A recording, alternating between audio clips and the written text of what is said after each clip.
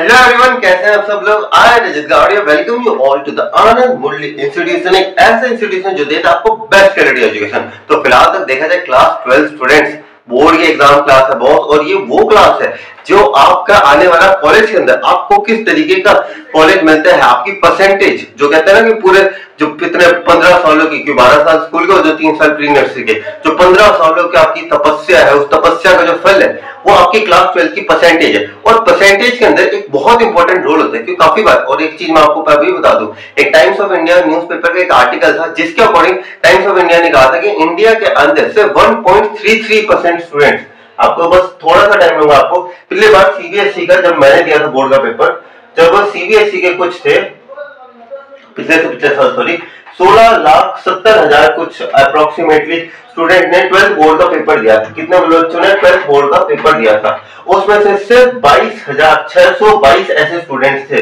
जिन्होंने 95% के आंकड़े को क्रॉस किया था। उस 90, अगर आप इसे परसेंटेज में देखोगे तो ये कुछ 1.33% अप्रोक्स बनता है। कितना बनता है ये? 1.33% अप्रोक्स, यानी कि जो बचे हुए कितने हैं, 98.67% स्टूडेंट्स ऐसे हैं इंडिया के अंदर जो 95 का आंकड़ा क्रॉस नहीं कर पाते। यार एक चीज बताओ, क्या हम इंडियंस के अंदर कोई टैलेंट की कमी है? नहीं, पर फिर भी ये 98.67 स्टूडेंट्स, और ये हर साल होता जा रहा है, ये अभी की बात नहीं है, ये हर साल स्टूडेंट्स का जो परसेंटेज है ना ये घटता जा रहा है, और ये जो परसेंटेज ये बढ़ता जा रहा है, ये घटता जा रहा है। मेन रीजन इसका क्या है कि बच्चे क्या है, सब्जेक्ट स्पेसिफिक हो गए। जैसे बच्चे क्या है, सिर्फ फिजिक्स पढ़ लेंगे, सिर्फ केमिस्ट्री पढ़ लेंगे, सिर्फ हिस्ट्री पढ़ लेंगे, सिर्फ ज्योग्राफी पढ़ लेंगे, सिर्फ अकाउंटेंसी पढ़ लेंगे, सिर्फ बिजनेस स्टडीज, इंग्लिश, या इसे लास्ट में लपेटेंगे। बेटा इंग्लिश ऐसा सब्जेक्ट है जो आपको लपेट डालेगी, और ऐसा लपेटेगी ना कि शायद इस लाइन से क्या 90% का भी आंकड़ा क्रॉस ना कर पाओ।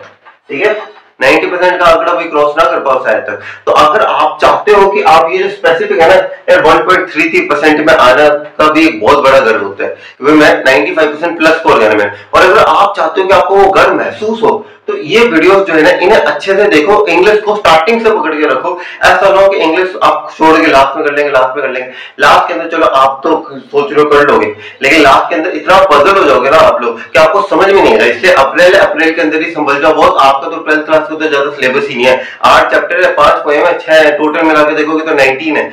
19 अगर देखा जाए महीने के, अगर आप 2 या 3 चैप्टर्स को भी ढंग से कर लोगे ना तब भी आपका सिलेबस बहुत जल्दी हो जाएगा। आप 6 महीने के अंदर आपका सिलेबस पूरा अच्छे से कंप्लीट कर सकते हो।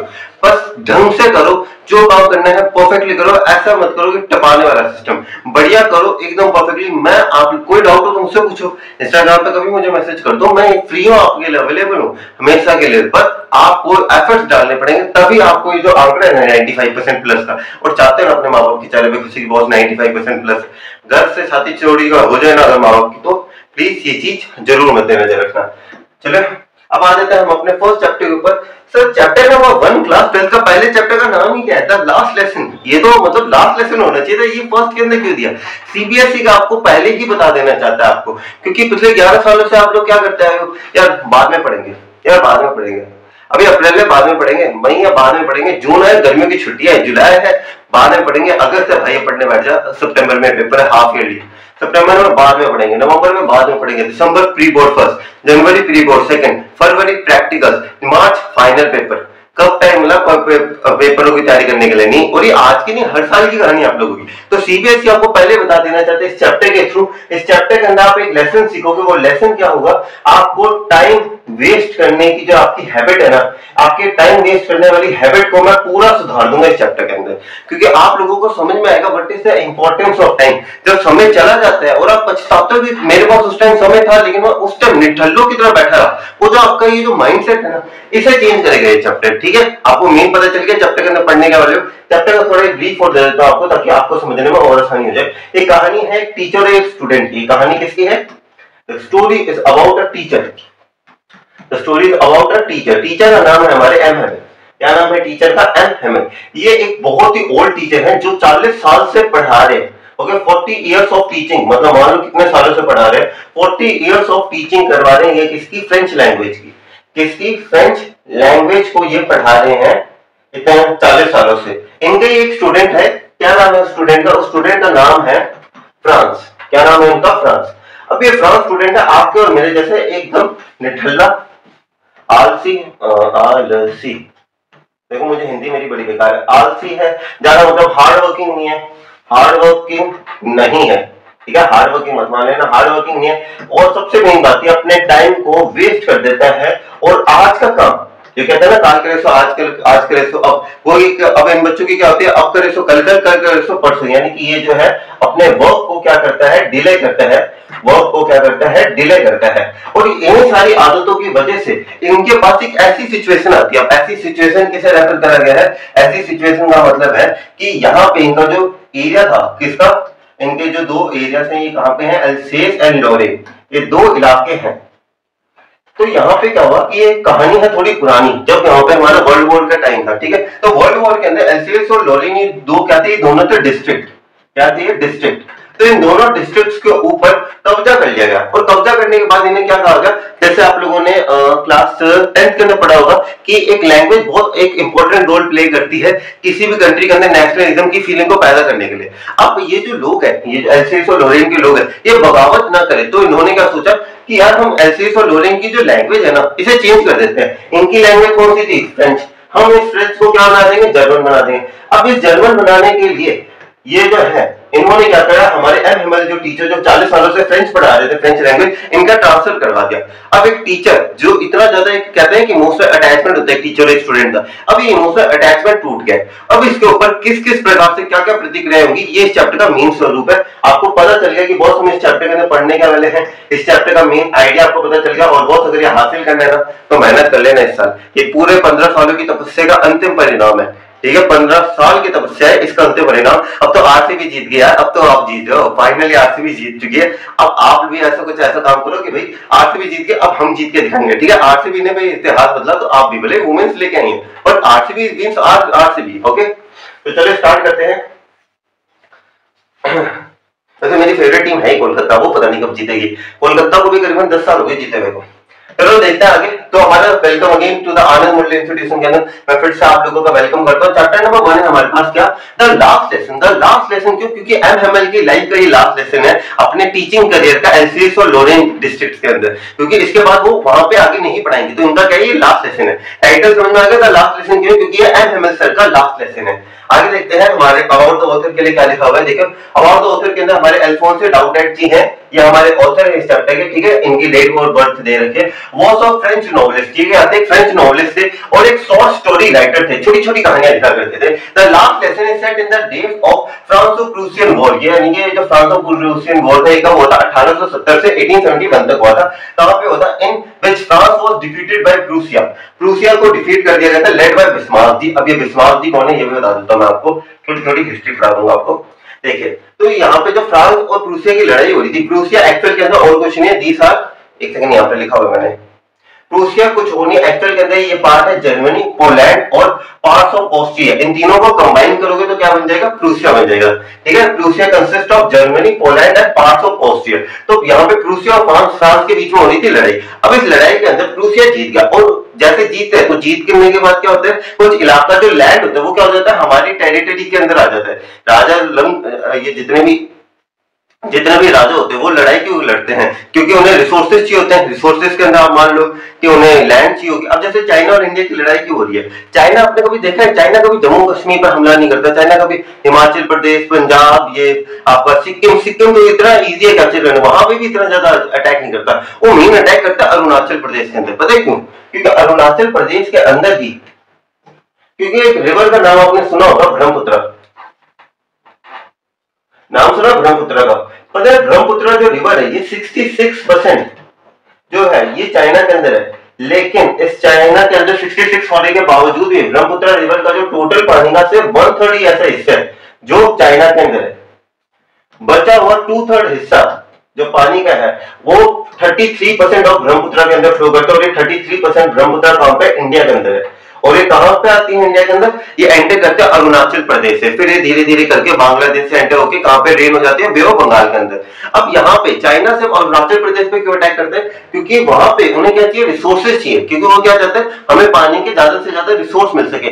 सिमिलरली जितनी भी लड़ाइयां होती हैं वो क्यों होती है, ताकि हमें रिसोर्सेज चाहिए होते हैं, लैंड के लिए, एरिया के लिए, पावर के लिए। अब जितने भी वर्ल्ड वॉर क्यों लड़ेंगे, पावर के लिए। तो वैसे ये जो प्रूसिया और फ्रांस थे ये लड़ाई कर रहे थे। अब लड़ाई के कारण क्या हुआ, अब प्रूसिया जीत गया, तो प्रूसिया ने क्या किया, फ्रांस के जो दो डिस्ट्रिक्ट थे, कौन कौन से, एल्सेस एंड लोरेन, कौन से दो डिस्ट्रिक्ट थे, एल्सेस और लोरेन, उनके ऊपर क्या कर लिया, कब्जा कर लिया, क्या कर लिया, इनके ऊपर अच्छे से कब्जा कर लिया। अब कब्जा करने के बाद इनके मन में क्या आया कि हम इनकी जो लैंग्वेज है इन्हें चेंज करवाते हैं ताकि ये कभी हमारे खिलाफ बगावत ना कर सके। which was in which France was defeated by Prussia led by Bismarck। अब ये बिस्मार्क जी कौन थे, he was the prime minister of Prussia, founder of German Empire। ये फाउंडर थे जर्मन एम्पायर के, एंड कन्वर्टेड, ये बहुत अच्छी बात है, ये आपको थोड़ी जनरल नॉलेज के पॉइंट ऑफ व्यू से पता भी होना चाहिए। और इन्होंने क्या किया था, 39 इंडिविजुअल स्टेट्स को एक जर्मन एम्पायर के अंदर किया था। इंडिया के अंदर आपको पता है पहले इंडिया भी, जैसे आज तुम कैसे देखते हैं इंडिया ऐसे कंप्लीट, पहले इंडिया जो था वो डिवाइडेड था बहुत सारी स्टेट्स के अंदर, और इंडिया एक कंप्लीट यूनाइटेड नेशन नहीं था। इसे कंप्लीट यूनाइटेड नेशन एक बंदे ने बनाया था, उस बंदे का अभी एक स्टैच्यू भी बना है, आप जरूर मुझे कमेंट के अंदर बताइएगा उस बंदे का नाम क्या है, ठीक है। आगे देखिए क्या लिखा है, बिस्मार्क, बिस्मार्क का समझिए, ओटो वन बिस्मार्क इनका पूरा नाम था। Prussia then consisted of what now are the nations, और जैसे मैंने बताया प्रूसिया किन चीजों को कंसिस्ट करता था, जर्मनी, पोलैंड और पार्ट्स ऑफ ऑस्ट्रिया को। In this story the French district, जो फ्रेंच के डिस्ट्रिक्ट है कौन कौन से, Alsace and Lorraine have been passed into Prussianites, क्योंकि उन्होंने वो जंग के अंदर जीत चुके, लड़ाई के अंदर जीत चुके, तो हमने उन्हें क्या दिया, हमारे तो डिस्ट्रिक्ट्स के ऊपर उन्होंने क्या कर लिया, कब्जा कर लिया। Read the story to find out the effect of this at the life of the school। की एक और चैप्टर, एक चीज आपको और सिखाते हैं कि जब बड़ी बड़ी जंगे होती हैं, अब इन जंग की वजह से हमें ये पता चलता है आम आदमी पे क्या फर्क होता है। हमारे आम आदमी को छोड़ो, लेकिन अगर बच्चों की बात करी जाए, स्कूल को चिल्ड्रन होते हैं, इनके ऊपर इनका क्या प्रभाव पड़ता है, वो भी हम आज की वीडियो के अंदर जानने वाले हैं। तो चलिए स्टार्ट करते हैं इस चैप्टर की लाइन बाय लाइन एक्सप्लेनेशन। छोटा सा चैप्टर, ज्यादा बड़ा चैप्टर नहीं, आपको बिल्कुल परफेक्टली करवा दूंगा। बस अगर चैनल पर ना हो तो प्लीज चैनल को लाइक कर दीजिएगा, वीडियो को चैनल को सब्सक्राइब कर दीजिएगा, वीडियो को लाइक कर दीजिएगा, ठीक है। चलिए स्टार्ट करते हैं। I started for school very late. अब यहाँ पे आई किसे रेफर कर रहे हैं, फ्रांस को, ठीक है। वो जो बच्चा है, जो हम हमारे जैसा बच्चा है, तो वो कहते हैं कि I started for school very late at morning. इस फ्रांस कह रहे हैं आज दिन चढ़या, बहुत आराम से वो उठा, ठीक है। तो आराम से Franz started for school very late, यानी कि आराम से उठा, and was in a great deed. Great deed means अब अचानक से आप उठो, ओ ऐसे करके, ओ आज दिन चढ़या, 9 बज गया।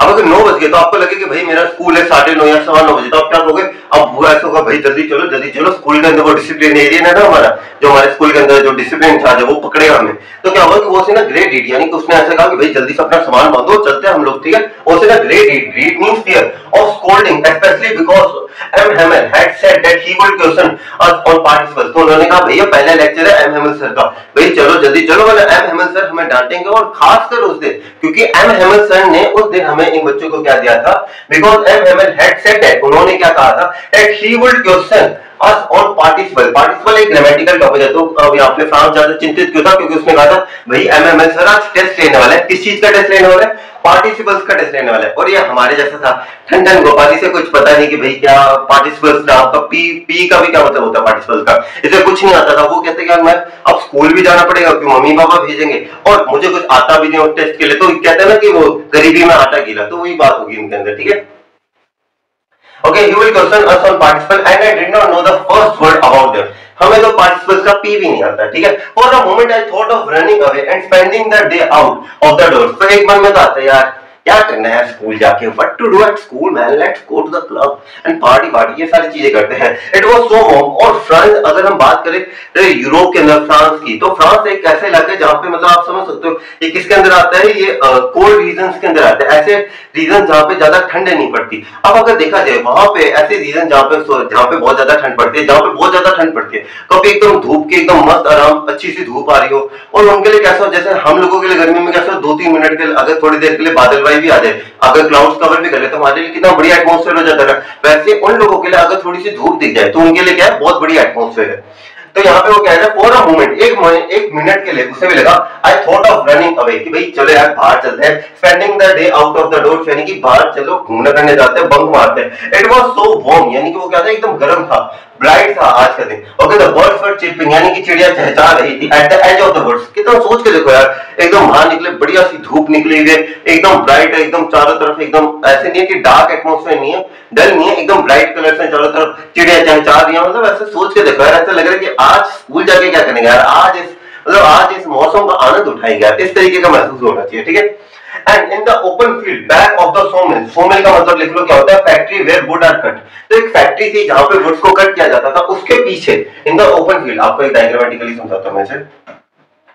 ये देखो, ये मान लेते हैं ये एक मिल है, ठीक है, ये क्या है, एक मिल है जहां पे वुड्स को क्या किया जाता है, कट किया जाता है। Okay, mill cutting woods, cutting wood. अब ये जो मिल थी, ठीक है, अब ये जो मिल थी, अब इस मिल के पीछे क्या था, एक ओपन फील्ड थी। क्या थी यहाँ पे, एक ओपन फील्ड थी। इस ओपन फील्ड के अंदर क्या हो रहा था, जो हमारे सोल्जर्स थे, कौन से सोल्जर, प्रूसियन सोल्जर। अब प्रूसियन सोल्जर्स क्यों, क्योंकि उन्होंने जंग जीत चुके हैं, वो भी इन एरियाज के अंदर एंटर हो चुके हैं, अब वो इनका इलाका बन चुका है। तो यहाँ पे कौन से सोल्जर एक्सरसाइज कर रहे थे, प्रूसियन सोल्जर्स क्या कर रहे थे, एक्सरसाइजिंग कर रहे थे। क्या कर रहे थे, ये लोग एक्सरसाइज कर रहे थे। ठीक है, बात समझ में आ रही है। डायग्राम्स में बना के दिखा रहा हूं ताकि आपको पिक्चर के फॉर्म के अंदर चीजें अच्छे से याद हो जाए।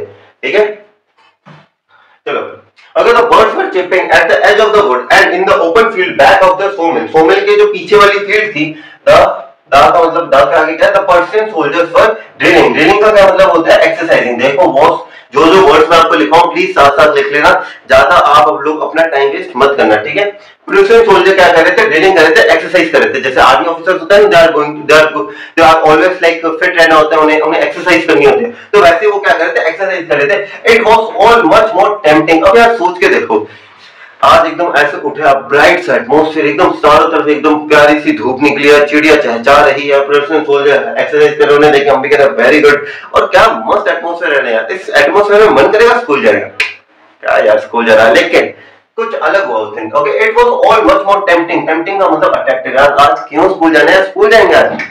And then the rule of participles, वो पार्टिसिपल्स से तो बहुत ज्यादा ठीक था आज का एटमॉस्फेयर। ठीक है, but I had the strength to resist, लेकिन उसने कहा नहीं, ये मेरी जिम्मेदारी बनती है, स्कूल जा रहा हूँ आज मैं, स्कूल जाके रहूंगा। उसने इतना अट्रैक्टिव एटमॉस्फेयर था, लेकिन उसने कहा नहीं, उसका मन में था यार आज रुक जाऊं, लेकिन उसने अपने मन को कहा नहीं, मैं जाऊंगा स्कूल, मैं स्कूल में जाऊंगा, पार्टिसिपल्स का टेस्ट दूंगा, भले कुछ ना आता मुझे। अगर and I had the strength to resist, resist means मना करना। Okay, and hurried off to the school, और मैं भागता गया स्कूल की तरफ कि भाई स्कूल चालू होने वाला है, भागो भागो। एक तो आज मैं उठा भी कितना जल्दी हूं, तो मुझे जल्दी स्कूल पहुंचना पड़ेगा। मैंने पास द टाउन। ओके, जब मैं टाउन को मैंने पास किया, ओके, मैंने pass the town hall, there was a crowd in front of the bulletin board.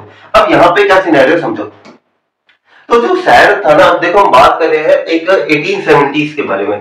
ठीक है, 1870s के अंदर देखो टीवी नहीं थे, रेडियोस होते भी होंगे तो इतना ज्यादा ऐसे नहीं था कि घर घर में रेडियोस थे, इस तरीके का नहीं था। तो जो भी समाचार होते थे, जितने भी न्यूज होती थी, वो क्या करते थे, एक पब्लिक बिल्डिंग को चूज करते थे, उसके ऊपर जैसे होता है ना स्कूल के अंदर नोटिस बोर्ड होता है, उसके ऊपर ऐसे जो थे बुलेटिन बोर्ड्स के ऊपर नोटिस इसको चिपका देते थे जिनके ऊपर न्यूज लिखी होती थी, ताकि वो जो एरिया के जो लोग हैं वो अवेयर रहे कि अच्छा क्या क्या चीजें हो रही है, ताकि उन्हें भी अवेयरनेस हो कि अच्छा हम लोग जंग हार चुके हैं, अब ये जो डिस्ट्रिक्ट है ये प्रूसिया का हो चुका है। ये जितने भी नॉलेज है, जितने भी न्यूज है, ये सारी की सारी एक बुलेटिन बोर्ड के ऊपर चिपकाई जाती थी। और ये बुलेटिन बोर्ड कहां पे होता था, एक पब्लिक बिल्डिंग होती थी जहां पे हर कोई आके इसे अच्छे से पढ़ सके और वो जो नॉलेज है वो अप्लाई कर सके, उस नॉलेज को स्प्रेड कर सके। ठीक है, आगे देखिए क्या लिखा, मैंने pass the town hall there was a crowd in front of the bulletin board. तो जरूर कोई ना कोई खबर छपी होगी, तभी तो सब लोग देखना है।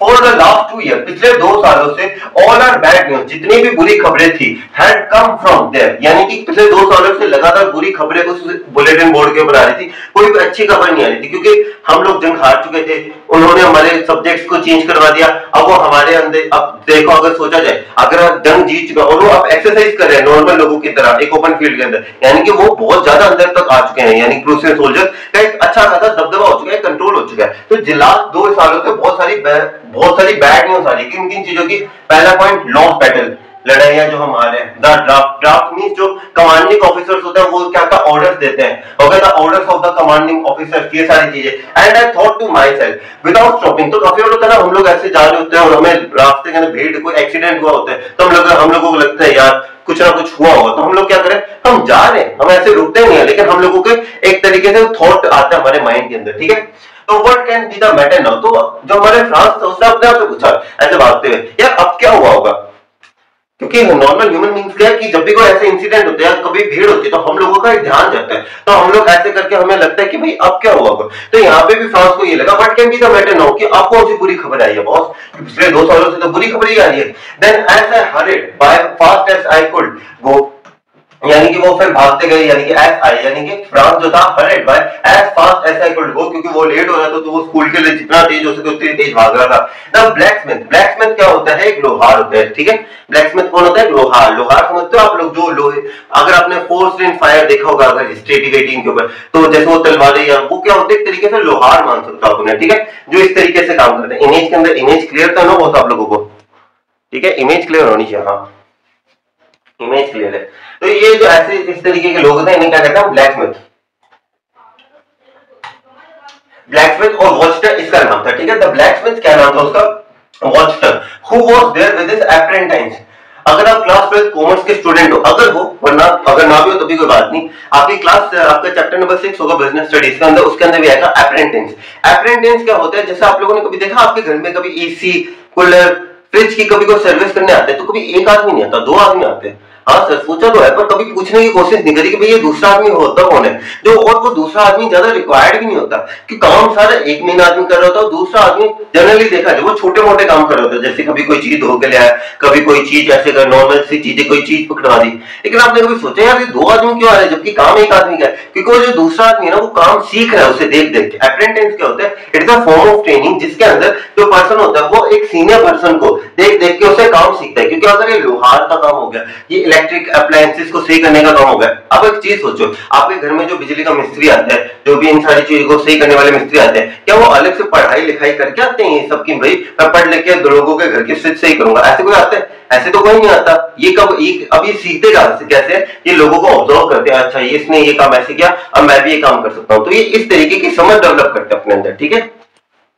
कोई मैकेनिकल इंजीनियर नहीं आता आपके घर में साफ करने के लिए एसी, ठीक है, ये आम लोग ही होते हैं जो देख देख के काम सीखते हैं। ओके, तो यहाँ पे था अप्रेंटिस। अप्रेंटिस क्या होता है? Person who gets training under the supervision, supervision means निगरानी ऑफ हिज मास्टर, की मास्टर की निगरानी के अंदर। तो ये जो लोहार का काम था, जो वॉचटर कर रहा था, तो ब्लैकस्मिथ वाला काम था, वो उसका एक जो अप्रेंटिस था, यानी कि उसका एक दोस्त था, दोस्त ने उसका एक स्टूडेंट था जो उसे देख देख के उसका काम देख रहा था, मतलब उसका काम सीख रहा था। तो यहाँ पे हम क्या कहना चाहते हैं कि the blacksmith Wachter who was with his apprentice, blacksmith था अपने स्टूडेंट्स के साथ था, रीडिंग द बुलेटिन बोर्ड, जो बुलेटिन बोर्ड को पढ़ रहे थे। फोर्ड आफ्टर मी, उन्होंने मुझे आवाज लगाई। किसे आवाज लगाई? फ्रांस को आवाज लगाई। उन्होंने कहा डोंट गो सो फास्ट, अरे बेटा इतना जल्दी ना जा तू स्कूल।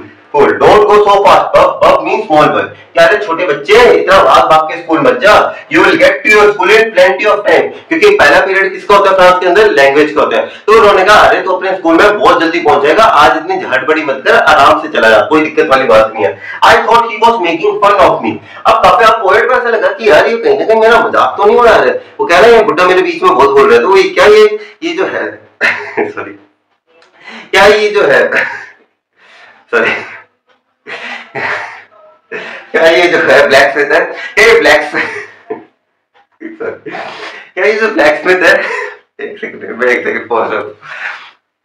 हाँ, क्या ये जो ब्लैकस्मिथ है क्या ये मेरा मजाक तो नहीं उड़ा रहा है? तो वही थॉट जो है वो वाले ये जो पोएट थे, ये जो थे फ्रांस था, उसके मन में भी है कि ये जो ब्लैकस्मिथ है कहीं मेरा मजाक तो नहीं उड़ा रहा है। क्योंकि काफी बार ऐसा होता है कि हम लोग काफी बार हमारे मम्मी पापा भी हमको उल्टा काम करें, अरे शाबाश बेटा देख कितना उल्टा काम किया है। तो काफी बार होता है ना हमारे मम्मी पापा में ताने कस रहे होते हैं, तो उसे भी लगा कि यार ये मेरे ताना कस रहे हैं, ये मेरा फन कर रही, he is making fun of me and reach at Hammon's little garden all out of breath। तो वो ऐसे भागता एकदम सांस चढ़ गई उसे, क्योंकि भागते भागते सांस तो चढ़ती है, तो वो पहुंच गया फाइनली कहां पे? एमएमएल के जो स्कूल था हमारा उनके सामने पहुंच गया। Okay, reach the Hammon's little garden all out of breath, ठीक है। जो एमएमएल सर का लिटिल गार्डन था, अब वो गार्डन कहां पे था एक्चुअल के अंदर? बच्चे सोच रहे होंगे कि गार्डन उसे तो स्कूल जाना था, गार्डन में कहां पहुंच गए? जो ये हमारे एमएमएल सर जो स्कूल था, ये मान लो स्कूल है, तो स्कूल के जस्ट पीछे एम हेमल सर का क्या था? गार्डन था, ठीक है, जहाँ पे एम हेमल सर अपनी क्रॉप्स या कोई भी फ्लावर थे उगाते थे। तो अब हमारा फ्रांस कहाँ पे पहुंच गया? यहाँ पे पहुंच गया, कहाँ पे? गार्डन पे। गार्डन और स्कूल सारे अटैच थे, ठीक है। अब आपको ये चीज के प्रति डाउट नहीं होना चाहिए। Usually when school begin there was a great bustle, यानी कि अगर देखा जाए जब स्कूल खुलता है तो क्या होता है? पूरा शोर शराबा होता है स्कूल के आसपास। Okay, there was a great bustle, bustle means शोर शराबा होता है, which could will be heard out in the street. और इतना शोर शराबा होता है जो गलियों तक सुनाई देता है, ठीक है। अगर जैसे मेरा जो घर है, मेरा जो घर है वो नोसगे पब्लिक स्कूल है, उसको बहुत पास है मेरा घर। अब नोसगे जो है, अब नोसगे के जितने भी बच्चे हैं ना नोसगे पब्लिक स्कूल के, अब उनका हु अल्लाह हमें यहाँ पे घर पे भले ही इतना भी ज्यादा पास नहीं है, मतलब ऐसे में स्कूल के जस्ट सामने एक दो गली छोड़ के है, मतलब दिख जाता है घर के यहाँ से कि नोसगे पब्लिक स्कूल। इतना ज्यादा शोर शराबा आता है, जैसे छुट्टी हो जाती है हमें पता चल जाता है छुट्टी हो रही है। काफी बार जो स्कूल की बेल होती है ना, हमें वो बेल भी सुनाई दे जाती है। तो अगर देखा जाए could be heard out in the street, इतना शोर शराबा होता है स्कूल के अंदर जो हमें सुनाई दे जाता है। The opening and closing of the desk, benches होते हैं ना, अभी मेरे पास बेंच है नहीं, ठीक है, काफी बार होता है ना। अब टीचर क्या करते हैं, बेंच को ओपन खोलना, ये जो सारी नॉइस है ना, ये नॉइस के पार्ट्स बताने की क्या क्या नॉइस आती है। ओके, इसके अंदर opening and closing of desk, desk मानते समझते हो दराज, ठीक है, दराज को ऐसे खोलना बंद करना। Lessons repeated in unison, A for apple, B for ball, C for cat, D for, ठीक है, इस तरीके से, ठीक है। Lessons repeated in unison means collectively. Very loud with our hands, जैसे मैंने आपको बताया, with our hands over our ears, हमारे इस तरीके से with our hands over our ear to understand better. काफी बार हम ऐसे करके पढ़ते हैं ना, इस तरीके से, ठीक है, to understand better and the teacher's great ruler rapping, और जो टीचर दो तीन पटाक पटाक पटाक उसकी आवाज भी थी। Okay, to hit hard object और service several time quickly and lightly, कि हम काफी आपने देखोगे टीचर्स ऐसे मार पीट रहे होते हैं, है ना, उन सारी चीजों की आवाज आती है। ऑन द टेबल के ऊपर मारो तो बच्चे के ऊपर नहीं, ठीक है। But now it was all okay, but now it was all so still, लेकिन आज इतना सन्नाटा क्यों भाई, मतलब स्कूल के अंदर ये सारी चीजें होती है, आज इतना सन्नाटा काहे को बॉस, क्यों है ऐसे सारी सन्नाटा। I had counted on the commotion, commotion means great noise. अब हमारे जो पोएट थे, हमारे फ्रांस था, उसने क्या बनाया, स्ट्रेटजी बनाई, ये रोडीज का टास्क खेलने लग पड़ा। उसने कहा यार चलो अपनी स्ट्रेटजी बनाते हैं। उसने क्या स्ट्रेटजी बनाई, उसने कहा कि काम करता हूं मैं, जो शोर शराबा होगा ना उसके अंदर पतली गली से निकल जाऊंगा, चुपचाप क्लास के अंदर बैठ जाऊंगा, इतनी आवाज़ी किसी को क्या पता चले। ये देख के आया था 3 इडियट्स, तो इसने सोचा इतनी आवाज़ी किसी को क्या पता चले, तो चुपचाप पहुंच जाऊंगा। लेकिन उस दिन बेचारे की थोड़ी किस्मत मारी थी, तो क्या हुआ कि उस दिन उसने सोचा था कि भाई बहुत ज्यादा शोर शराबा होगा, एक्चुअल के अंदर एकदम क्या थी, सारी चीजें स्टिल थी, साइलेंस थी, सारी चीजें एकदम साइलेंट थी। Okay, silence all around. तो अब उसको बेचारे का तो पोपट हो गया, क्यों, क्योंकि उसने क्या सोचा था कि भाई सारी तरफ क्या होगी, कमोशन होगा, ग्रेट नॉइस होगी और मैं बच के निकल जाऊंगा। लेकिन थोड़ा उल्टा हो गया उस दिन, क्योंकि उस दिन एकदम सन्नाटा था। To get to my desk means मैं अपनी सीट पे चुपचाप पहुंच जाऊंगा, जिसको कारोबार खबर नहीं होगी। Without being seen, but of course that day everything had okay without being seen, यानी कि बिना किसी के देखा, but of course that day everything had to be quite as a Sunday morning. जैसे संडे को दिन स्कूल नहीं खुलता तो एकदम सन्नाटा होता है, तो उसी तरीके से सारा स्कूल इतना शांत है कि ऐसा लग रहा था कि यार स्कूल है भी नहीं, यार स्कूल में छुट्टी है, ठीक है। Through the window I saw my classmate, लेकिन उसने देखा कि भाई, उसने खिड़की से देखा यार मेरे क्लासमेट्स तो बैठे हैं, यानी कि आज स्कूल तो लगा है, ठीक है। ऑलरेडी इन देयर प्लेसेस, तो अपने सारे लोग अपनी अपनी सीट्स के अंदर बैठे हुए थे, जैसे आप देख सकते हो, already in their places. And am walking up and down with his terrible iron ruler under his arm. तो जो एम सर थे, मान लो ये, चलो ठीक है, मान लो ये रूलर है, ठीक है, तो उन्होंने क्या किया, अंडर हिज आर्म इस तरीके से, जो एम सर थे वो इस तरीके से चल रहे थे, ठीक है, ये माइक लगा इसमें पीछे नहीं मुड़ सकता, ठीक है। तो क्या कर रहे थे, इस तरीके से चल रहे थे एमएमएल से, ठीक है। क्यों, अब अगर देखा जाए टीचर कितना खतरनाक सा महसूस हो रहा है ना, ठीक है, with his terrible iron ruler under his arm, के आयरन, अब ऐसे लग तो रहा है कि भाई टीचर गुस्से में आयरन रूलर ऐसे आर्म्स के नीचे ऐसे दबा के रखा और वो ऐसे चल रहा है। I have to open the door and go in before everybody. अब सोच के देखो, पूरा क्लास सारी जगह अपनी जगह बैठी हुई है, तो टीचर गुस्से के अंदर, क्यों दिखने में तो गुस्से में लग रहा है, टीचर गुस्से के अंदर ऐसे ऐसे घूम रहा है और आपको धीरे धीरे करके गेट खोलना है। कितना ज्यादा, ऐसा सोच के देखो कितना भयानक सीन है ये, ठीक है। You can imagine how blessed and how frightened I was. आप समझ सकते हैं मैं कितना शर्मा रहा हूंगा और कितना ज्यादा डरा हुआ हूंगा कि भाई अब मेरी क्या हालत होने वाली है, ठीक है, क्योंकि बच्चा डर जाता है बॉस। बट नथिंग हैपेंड, लेकिन उस दिन कुछ नहीं हुआ ऐसा। M Hamel saw me and said very kindly, go to your place quickly little Franz, we were beginning without you. तो कुछ उल्टा हो गया यार, हम क्या सोच रहे थे कि आएगी पढ़ाई पढ़ेगी 2-3, लेकिन यहाँ पे क्या हुआ, उसने आया तो उन्होंने कहा माय डियर फ्रेंड्स, हम आपके लिए वेट कर रहे थे, आप अपनी सीट पर प्रस्थान करें, आप अपनी तशरीफ रखें अपनी सीट के ऊपर, हम तो आज का लेक्चर आपके बिगाड़ शुरू करने वाले थे। अब फ्रांस को लगा भाई क्या हुआ, या तो मैं सपना देख रहा हूँ या इतना मीठा ये मेरा टीचर बोलता नहीं, आज कुछ तो दाल में काला है बॉस, ठीक है। I jumped over the bench and sat down at my desk, तो फिर वो अपनी सीट पे पहुंच गया। Not till then, when I had got a little over my fright, यानी कि तब तक तो नहीं, लेकिन जैसे होता है ना थोड़ी देर बैठ जाते हैं, थोड़े घबराहट के होते हैं, कम होने लगते हैं, चलो आज सब कुछ नॉर्मल है, सब कुछ नॉर्मल है, ठीक है। तो अपने जो डर था उसे, फ्राइट का मतलब सुनते ना डर, जो अपना डर था उसे थोड़ा थोड़ा करके धीरे धीरे कम कर रहा था। Did I see that our teacher had okay teacher had on his beautiful green coat. लेकिन मैंने देखा अचानक से यार ये क्या, एम हेमल सर ने आज एकदम ग्रीन कोट पाया हुआ, एकदम ग्रीन कोट एकदम बढ़िया तरीके से पहने हुए, एकदम ब्यूटीफुल कपड़ा पहना, आज एकदम हैंडसम मैन लग रहा है हमारे के। Okay teacher had on his beautiful green coat, अपना ग्रीन कोट पहना हुआ है with his frilled shirt. Frilled shirt का मतलब समझते हो, एक शर्ट होता है ना, जैसे अभी मेरा शर्ट मान लो, ठीक है, मेरा शर्ट तो क्या एकदम प्लेन है, अब इसी शर्ट के अंदर मैं ऐसे ऐसे करके देखो, हाँ यहाँ से देख लो, अगर मैं ऐसे करके धारियां बना दूं इनके अंदर, इस तरीके की लाइनें बना दूं एक साइड के अंदर, तो ऐसे शर्ट को हम क्या कहते हैं, फ्रिल्ड शर्ट। जैसा आप इमेज के अंदर देख पा रहे हो, जैसे इन दीदी ने पहना हुआ है, ये क्या है, इस तरीके का फ्रिल्ड शर्ट होता है, ठीक है। फ्रिल्ड शर्ट जो ऐसी धारियों वाले शर्ट होते हैं, जो थोड़े से ऐसे बाहर से निकले होते हैं, ठीक है, ऐसे मान लो इस तरीके से, समझ गए मैं किस तरीके से बताना चाहता हूँ, ठीक है। उन्होंने क्या पहना था, ग्रीन कोट पहना था, फ्रिल्ड शर्ट पहना हुआ था and a little black silk cap, और ऊपर काले रंग की टोपी पहनी हुई थी। All embroidered means combined together that he never वोर एक्सेप्ट ऑन इंस्पेक्शन और प्राइज। जैसे होता है ना करवा चौथ के ऊपर टीचर्स एकदम मतलब सुंदर सुंदर बन के आती हैं स्कूल के अंदर, तो उसी तरीके से जो टीचर है वो ये एम हेमल सर है, ये सिर्फ स्पेशल ओकेजन, जैसे कभी कोई इंस्पेक्शन डे हो गया या कभी प्राइज डिस्ट्रीब्यूशन होगा, सिर्फ उसी टाइम पे देखते थे, वैसे ये नहीं पहनते थे ऐसे कपड़े, ठीक है। Beside the whole school seemed so strange and solemn, यानी कि उस दिन पूरा स्कूल कितना ज्यादा strange और solemn means serious लग रहा था। But the thing that surprised me the most to see the backbenches that usually remain empty, लेकिन जो सबसे ज्यादा खतरनाक चीज जो उस दिन हमारे पोइट को फ्रांस को लगी ना, उसके मन में आई यार, जो मेरे पीछे वाले जो बैक बेंचेस हैं क्लास के, जो हमेशा खाली रहते हैं, उसके ऊपर आज वो खाली नहीं थे। क्यों? आज तो स्टूडेंट आ गए, नहीं, आज गांव के लोग आ गए। गांव के लोग कैसे ऐसे पढ़ते आ गए। The village people sitting quietly like ours, जो विलेज के लोग थे, जो गांव के लोग थे, वो वहां पे चुपचाप बैठे हुए थे क्वाइटली। अब इनके अंदर कौन कौन से थे, द ओल्ड हॉस्टल, ठीक है, with his three corner, okay, with his three corner hat, three corner hat आप समझते हो, एक हैट इस तरीके से, एक इस तरीके से, एक इस तरीके से और एक सामने की तरफ, ठीक है, ये होती है थ्री कॉर्नर हैट। ओके उन्होंने क्या पहनी हुई थी, अपनी थ्री कॉर्नर हैट पहनी हुई थी। द फॉरवर्ड मेयर साहब आ रखे थे, the forward postmaster, forward means मतलब old, okay, the old mayor, the old postmaster and several other beside, और बहुत सारे लोग आए थे। एवरीबॉडी लुक्ड सैड, और सारे लोग आज बड़े दुखी नजर आ रहे थे। Everybody looked sad and the होस्टर had brought his old primer. Primer आपको पता है कौन सी बुक होती है, बुक नहीं होती थी हमारे बचपन के अंदर जिसमें आता था ए के पेज होता था जिसपे लिखा होता ए फॉर एप्पल, हम बोलते थे ए फॉर एप्पल, अगले पेज पे बी फॉर बॉल, यानी कि एक प्राइमर होती थी ना, जिस बुक को हम इस तरीके से आप समझ सकते हैं एग्जांपल के तौर पे। तो एक ओल्ड प्राइमर लेके आया था, thumbed at the edges. Thumbed at the edges का मतलब जैसा ये जो बुक है, ये थंब्ड एट द एजेस का मतलब क्या है कि अब ये देखो, अब ये जो बुक है ये थंब्ड एट द एजेस है। अगर आप देखोगे क्या ये बुक एकदम स्ट्रेट है, नहीं, अब ये जो पेजेस है अब इनके अंदर क्या है, ये थंब्ड है जिसके ऊपर, okay, thumbed at the edges and he held it open on his knees. तो उन्होंने क्या किया, अपनी नीज के ऊपर ये जो बुक थी इसे इस तरीके से ओपन रखा हुआ था, ठीक है, अपनी नीज के ऊपर। ये नीज समझते हो ना, अब वीडियो के अंदर मेरा मार्जिन थोड़ा कम है इसलिए आप समझते, ठीक है। तो अपनी नीज के ऊपर उन्होंने क्या किया था, ओपन रखा हुआ था। Okay with his great spectacles, अपने जो चश्मे थे, with his great spectacles lying across the pages, जो बुक खोली हुई थी उसके ऊपर उनके जो बड़े बड़े स्पेक्टिकल्स थे, चश्मे थे, वो उसके ऊपर ही लगे हुए थे।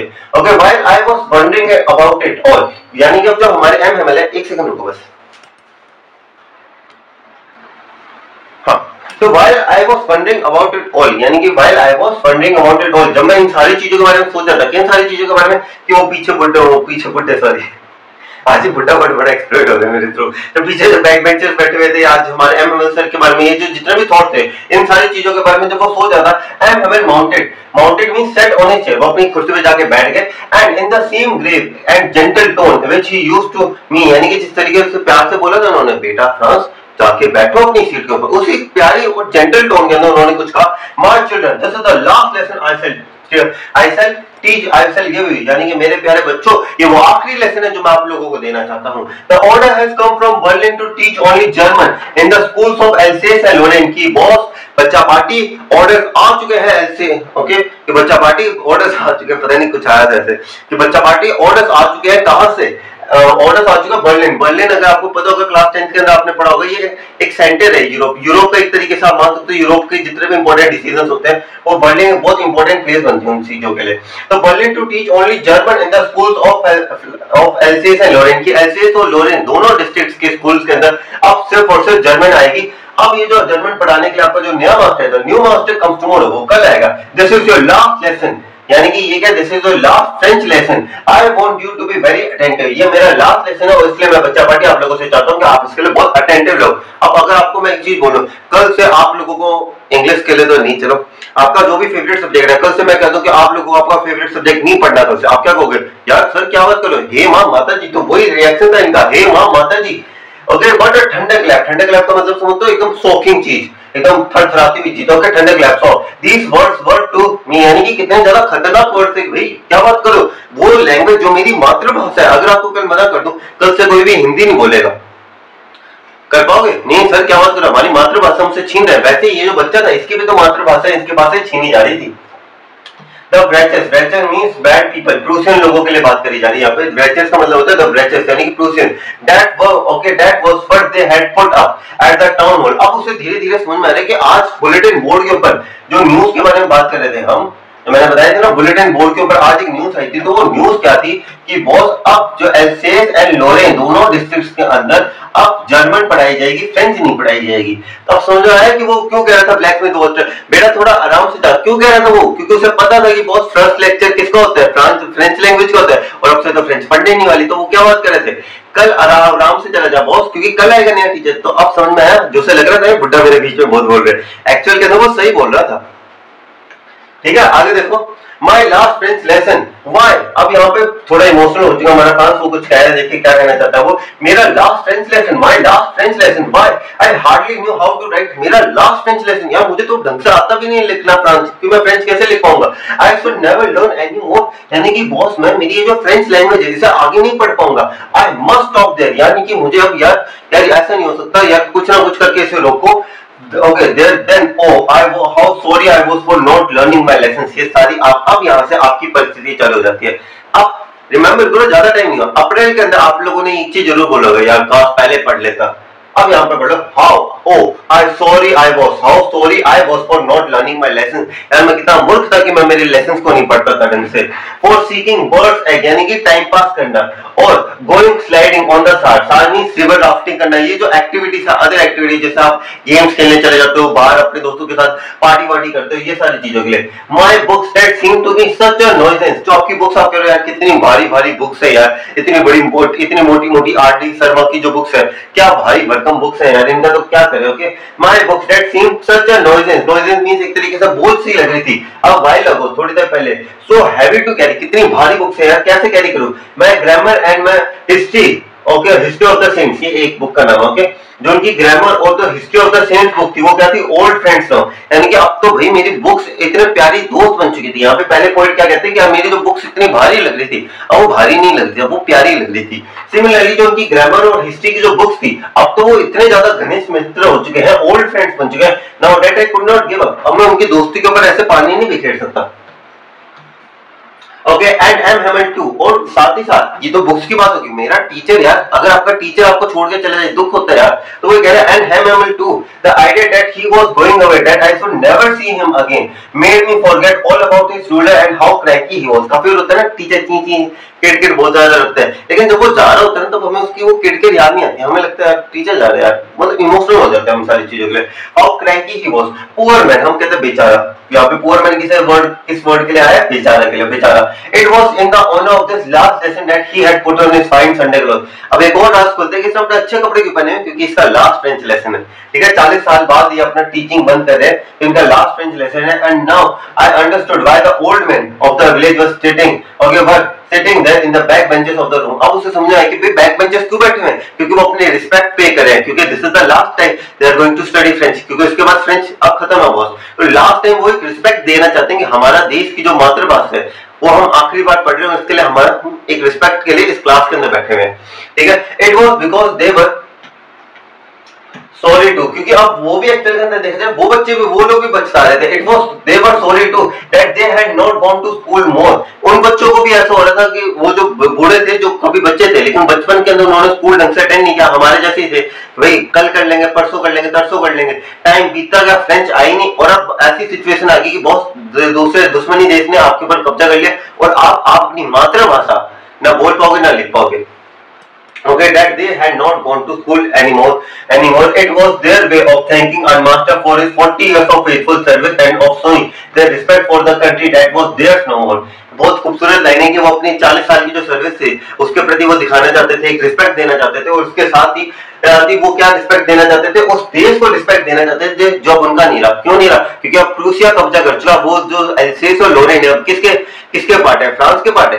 किसके पार्ट है? प्रूसिया के पार्ट है। ठीक है, आगे देखिए क्या लिखा है। While I was thinking all this, I heard my name called. अच्छा, जब मैं ये सारी चीजों के बारे में सोच रहा था, अचानक से एम हेमंत सर ने मेरा नाम बुलाया। It was my turn to recite. Recite means answer. तो एम हेमंत सर ने कुछ सवाल पूछा, तो अब इस चीज का जवाब किसे देना था?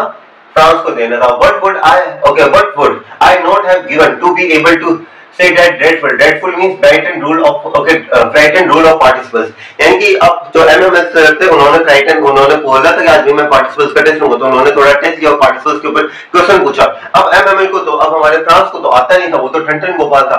All through very loud and clear and without one mistake, but I got mixed up with the first word, कि मैं पहले वर्ड के अंदर उलझ गया और मैं अपना जवाब नहीं दे पाया। And stood there holding to my desk, my heart beating and not daring to look up। अब उसे इतनी ज्यादा शर्म आ रही थी कि भाई मैं इतना नालायक था कि मैं पढ़ नहीं पाया, मैं टाइम नहीं निकाल पाया यार मेरे लिए। तो ऐसे बेंच को पकड़ के इस तरीके से नीचे देखे कि उसमें हिम्मत नहीं हो रही थी आंखें मिलाने की। ये सिचुएशन आपकी ना हो बॉस, अच्छे से पढ़ना है सर। ठीक है, अगर आना चाहते हो 1.33% के अंदर तो बॉस अपनों को ढंग से मेहनत करनी है। Okay, I heard M. Hemal say to me, M. Hemal sir के मैंने बात सुनी कि M. Hemal sir ने मुझे कहा, I won't scold you, okay, little France मैं तुम्हारा डांटूंगा नहीं। आज तुम्हारे लिए जो तुम ऐसे खड़े हो ना गर्दन झुका के, ये तुम्हारी सबसे बड़ी सजा है। I won't scold you, आज मैं तुम्हें डांटूंगा नहीं। Little France, you must feel bad enough, तुम्हें आज खुद ही बहुत बुरा लग रहा होगा। See how it is, देखो कैसे ही है। Every day we have said it to ourselves, हर दिन हम लोग अपने आप को कहते हैं यार हमारे पास तो बहुत समय है, I have plenty of time, I will learn it tomorrow, यार कल कर लूंगा। Now you see where we have come out। अब देखो यार, अब आप कौन सी सिचुएशन के अंदर खड़े हो? Oh, that's great trouble with LCS, यानी कि बहुत बड़ी दिक्कत है LCS और लोरेन पीपल के साथ। क्या है? See puts on learning till tomorrow, कि हम लोग क्या करते हैं लर्निंग को कल पे कर देते हैं, कल करेंगे और कल कभी आता ही नहीं है। Now those fellows out there will have, those fellows किसे रेफर करा गया है? those fellows रेफर कर रहे हैं हम लोग प्रूसियन पीपल को। किसे रेफर कर रहे हैं? प्रूसियंस को। अब यहाँ पे कह रहे हैं कि दो फेलो, अब वो जो प्रूसियंस है ना जो बाहर दूसरे देश के हमारे देश में आएंगे, out there will have the right to say to you, वो तुम लोगों को कहेंगे हाउ इट इज, यानी कि कैसे मुमकिन है। You pretended to be a Frenchman, कि तुम कहते हो कि जैसे अगर एक हिंदुस्तानी से हिंदी बोलनी है, तुम कहते तो हो कि तुम हिंदुस्तान के नागरिक हो, तुम्हें हिंदी बोलनी नहीं आती। अब वो क्या है, तुम कहते तो हो कि तुम फ्रेंचमैन हो, तुम फ्रांस के हो, तुम्हें फ्रेंच बोलनी नहीं आती। एक तरीके का मजाक उड़ाएंगे ना वो लोग। Okay, yet you can neither speak ना तुम बोल सकते हो ढंग से, ना तुम अपनी लैंग्वेज को ढंग से राइट कर सकते हो, but you are not the most poor little France, पर तुम कल्ले बुरे नहीं हो, तुमसे भी बुरे बहुत बैठे हुए हैं, क्योंकि तुम कल्ले नालायक नहीं थे, तुमसे बड़े नालायक आए हैं। Okay, we have all great deal with to reproach ourselves, यानी कि हम सब लोगों को अपने आप को समझना पड़ेगा, रीअप्रोच करना पड़ेगा, अपने आप की गलतियों को अंदरूनी कहते हैं ना, आपको इंट्रोस्पेक्शन करना पड़ेगा कि अपनी गलतियों को देखना पड़ेगा कि मैं कहां सही हूं कहां गलत हूं, ये सारी चीजें करनी पड़ेगी। Your parents were not anxious enough to have you learn, यानी कि तुम्हारे पेरेंट्स भी, ऐसा नहीं कि सब बच्चा गलत था, बच्चे का माँ बाप भी बच्चों को क्या करते थे, यार स्कूल जाके क्या करेगा, वही फ्रेंच है, वही हम लोग टूटी फूटी बोलते हैं, वही तुम लोग टूटी फूटी बोल रहा, इससे बढ़िया खेत में ना 2-3 काम कर, मेरा काम उतरो, 2 पैसे आएंगे घर के अंदर। Okay, they prefer to put you to work for farm or at the mill so as to have a little more money, कि तुम कुछ पैसों के लिए अपने बच्चों का करियर इस तरीके से खराब कर देते हैं। एंड और तुम्हारे से माँ बाप नहीं, मैं भी जिम्मेदार हूँ, मैं तुम्हारा टीचर जिम्मेदार हूँ। अगर मैं तुम लोगों को ढंग से पढ़ा नहीं पाया, तुम लोगों को मैं अपने पर्सनल कामों की वजह से कभी छुट्टी दे देता, कभी अपने पर्सनल काम पे भेज देता, तो रिस्पॉन्सिबल तो मैं भी हूँ ना। यहाँ पे देखो, and I have to be blame also, यानी कि मैं भी तुम लोगों को मुझे भी ब्लेम करना चाहिए कि तुम्हारी जो परिस्थिति है ना वो मेरी वजह से भी है। क्यों? I have been to be blamed also. Have I not often sent you to to water my flowers? क्या मैंने तुम्हें नहीं कहा कि मेरा जो गार्डन है उसके अंदर जाके पेड़ पौधों को पानी दो? क्या मैं ऐसा नहीं कहता था? Flower by flowers instead of learning your lessons. अगर मैं अच्छा टीचर होता तो मैं क्या कहता, तुम अपने पढ़ाई करो, फ्लावर्स को पानी मैं दूंगा, पर मैं कहता था तू दे, पढ़ना तो अपना भाई ही ऐसा, ठीक है। And when I wanted to go for fishing did I just give you a holiday, जब भी मुझे कहीं पे जाना होता था मैं क्या कहता था, चलो यार तुम्हारी छुट्टी है, ऐसे फ्री में छुट्टियां मारता था मैं। Then from one thing to another, M. Hamel went on to talk French language. फिर एक चीज से दूसरी चीज से जो फ्रेंच वो जो हमारे M. Hamel थे वो फ्रेंच लैंग्वेज के बारे में बात करने लग पड़े, saying that it is the most beautiful language in the world। उन्होंने कहा कि जो फ्रेंच लैंग्वेज है it is the most beautiful language in the world, पूरी दुनिया की सबसे खूबसूरत लैंग्वेज अगर कोई है तो फ्रेंच लैंग्वेज है। द क्लियरेस्ट, सबसे ज्यादा साफ सुथरी, द मोस्ट लॉजिकल, सबसे ज्यादा logical, that we must guard it among us and never forget it। और ऐसी लैंग्वेज है जो हम लोगों को हमारे अंदर बसा के रखनी चाहिए और हमें अपनी भाषा को कभी भूलना नहीं चाहिए।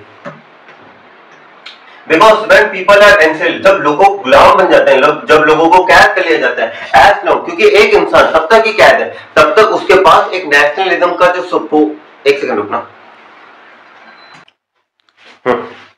तो जैसे मैं आप लोगों को सॉरी एक बार थोड़ा आज देखो एक्चुअल के अंदर पहले तो आप लोगों को बिलेटेड होली कह सकते हो, क्योंकि आज होली है। मैं ये लेक्चर आज रिकॉर्ड कर रहा हूँ, जैसे आपको मैं दिखा सकता हूँ 5:17 के ऊपर, आज की तारीख देख लो, आज होली है, ठीक है। आज होली से पहले मैं सोच रहा था कि क्लास 12 का पहले लेक्चर है, मैं अभी अपलोड कर देता हूँ, क्योंकि बात के अंदर एक्चुअल के अंदर मेरा भी जून में पेपर है, ठीक है। मेरे कॉलेज के एग्जाम से जून के अंदर, जून जुलाई के अंदर चलेंगे और अगस्त के अंदर मेरे प्रैक्टिकल चलेंगे। तो मैं आप लोगों के लिए पहले लेक्चर रिकॉर्ड कर दूं, ताकि ऐसा ना हो कि मैं अपने उस टाइम पे ऐसा पढ़ाई को भी डिस्टर्ब कर दूं और आप लोगों को भी डिस्टर्ब कर दूं, है ना। तो इसलिए मैं थोड़ा सा आज होली है, इसलिए थोड़ा मुझे अंदर बाहर जाना पड़ेगा, उस चीज के लिए सॉरी, ठीक है। पर लाइक जरूर करके जा रहा है, ऐसे ना हो कि ऐसे सोचो कि मास्टर तंग कर रहा था। तो मैंने कहा कि वो हमारे जो एम सर है वो क्या कह रहे हैं कि तुम्हें अपनी लैंग्वेज, तुम अपनी जबान भूल गए, तुम अगर ये भूल गए तुम बोलते क्या थे, तुम ये भी भूल जाओगे बहुत जल्दी कि तुम फ्रेंच के थे, और जैसे तुम भूल गए कि तुम फ्रांस के थे, जैसे आप भूल गए कि भाई मैं हिंदुस्तानी था, तो आपके मन के अंदर हिंदुस्तान की भावना भी खत्म हो जाएगी और आप क्या मानोगे कि भाई जो ये अंग्रेज कह रहे हैं वही सही है। तो सिमिलरली जो अगर ये जो प्रूसिया के लोग आए आपके ऊपर, अगर आप भूल गए कि आप फ्रांस के पर्सन थे, तो आप क्या कहोगे, प्रूसिया जिंदाबाद, प्रूसिया जिंदाबाद, और आप अपने आप को गुलाम थे और गुलाम ही बन के रह जाओगे, ठीक है। as long as they hold fast to their language, अपनी लैंग्वेज को कभी मत भूलो। it is as if they had the key to their prison, क्योंकि जो है ना, जब तक याद रहेगा मैं हिंदुस्तानी हूँ, ऐसा अंग्रेज कैसे मानेंगे, अंग्रेजों को धो डालेंगे अपने लोग। ये भावना कब है, जब मुझे पता चला मैं क्या हूँ, हिंदुस्तानी हूँ। तो जैसे क्योंकि ये हिंदुस्तानी होना, ये जो बात है कि मैं हिंदुस्तानी हूँ, हिंदी बोलना, ये जितनी भी चीजें ये क्या कर रही है, मुझे एक तरीके से मोटिवेट कर रही है कि हाँ भाई मैं हिंदुस्तानी हूँ। अब ये अगर मैं अपनी लैंग्वेज भूल जाऊँ कि भाई कोई बात नहीं, अंग्रेज मुझे इंग्लिश सिखा के चले जाए इंग्लिश, तो मैं भी क्या कहूंगा, इंग्लिश इज द वन, मैं ऐसे इंग्लिश बोल के इंग्लिश वालों के साथ लड़ाई करूंगा, ऐसा थोड़ी ना होगा बॉस, समझ रहे हो ना। ये क्या है, की है उनके प्रीजन के लिए। ओके, आगे देखिए क्या है, then he open a grammar and read a lesson. तो उन्होंने बात के अंदर ग्रामर बुक खोली, इसके अंदर एक लेसन पढ़ा। I was amazed to see how well I understood it. उससे लगा यार आज क्या बात होगी, आज भाई मैं इतना बढ़िया तरीके से कैसे समझ रहा हूँ सारी चीजें। All he said seem so easy, और वो जितनी भी बातें हमें बता रहे थे एम सर, आज मुझे अपनी सारी बातें समझ आ रही थी। So easy, I think to I had never listened to him so carefully that he had never explained everything with so much patience। यानी कि इसकी दो कंडीशन हो सकती है, या तो आज मैं बहुत अच्छे से समझ रहा हूँ, या आज हमारे टीचर बहुत अच्छे से पढ़ा रहे हैं, कि आज इतना अच्छा लग रहा है ना क्लास के अंदर कि मुझे सारी चीजें समझ में आ रही हैं। आगे देखिए क्या लिखा हुआ है, it seemed almost as if the poor man wanted us to give all he knew before going away and to put it all into our heads at one stroke। यानी कि ऐसा लग रहा था एम सर क्या थे, अपना जितना ज्ञान था वो सारा का सारा ज्ञान देना चाहते थे हम लोगों को, हमारे हेड के अंदर वो जितना भी हमारे माइंड के अंदर सारा का सारा ज्ञान देना चाहते थे एट वन स्ट्रोक, एक ही बारी के अंदर, ठीक है। क्योंकि उनकी लास्ट लेसन था ये, उनके लिए लास्ट टाइम था, उनका लास्ट चांस था ये। Okay, after the grammar we had a lesson in writing. Grammar के बाद एक राइटिंग लेसन क्या, that day M had new copies, उन्होंने नई कॉपीज मंगवाई थी बच्चों के लिए, written in beautiful round hand, यानी कि इस तरीके से लिखा हुआ था। किस तरीके से दिखाता हूं मैं, एक बार व्हाट्सएप पे इस तरीके से लिखा हुआ था, एल्सेस फ्रांस, इस तरीके से राउंड के अंदर लिखा हुआ था। देखो यहाँ पे था sorry, Okay, beautiful round hand का मतलब समझ गया, France, Alsace, France, Alsace. They look like beautiful, they look like little flags floating everywhere in the school room। और वो इतना ज्यादा beautiful था, ऐसा लग रहा था पूरे हमारे एटमॉस्फेयर के अंदर फ्रांस के झंडे जो है वो एकदम आसपास हमारे नजर आ रहे हैं हमें। Hung from the road to, okay, sorry, everywhere in the school room, hung from the road at the top of our desk। यानी कि ऐसा लग रहा था कि हर जगह क्या है, झंडे हैं हमारे देश के। You ought to have seen how everyone set to work, यानी कि किस तरीके से सब लोग काम कर रहे थे, हाउ क्वाइट इट वाज, कि सब लोग, ऐसा नहीं था जो क्लास की चींचे होती वो नहीं थी, तो सब लोग खुश थे उस दिन, क्योंकि लास्ट लेसन था इसलिए नहीं, पर मतलब ये सब थे अपने मोमेंट को एंजॉय कर रहे थे, अपने लास्ट लेसन के मोमेंट को। The only sound was the scratching of the pen, जो ओनली साउंड आ रही थी वो किस चीज की साउंड आ रही थी, स्क्रैचिंग ऑफ द पेन। अब सोचो इतना क्वाइट था एटमॉस्फेयर की, क्या था, जो पेन चलने की आवाज आ रही थी सिर्फ, अब सोचो पेन चलने की कभी आवाज आती तो इतनी साइलेंस हो जाएगी ना, पेन चलने की आवाज आ रही है, वो चीज है। Over the paper one some beetle flew in the class, काफी होता है ना क्लास के अंदर कोई जानवर आ जाता है, सारे लोग ऐसे डरने लग पड़ते हैं। क्लास के अंदर एक बीटल आ गया था, ठीक है, बीटल भी एक फ्लाइंग इंसेक्ट कह सकते हैं, एक फ्लाइंग इंसेक्ट आ गया, पर nobody paid any attention to them, किसी ने कोई अटेंशन नहीं करी, क्यों, क्योंकि सब लोग एक तो शौक में थे कि भाई लास्ट टाइम है, और सब लोग ऐसे था कि भाई जो ये पढ़ा रहे हैं इन्हें पढ़ लो यार, ये लास्ट टाइम है सर पढ़ा रहे, ठीक है।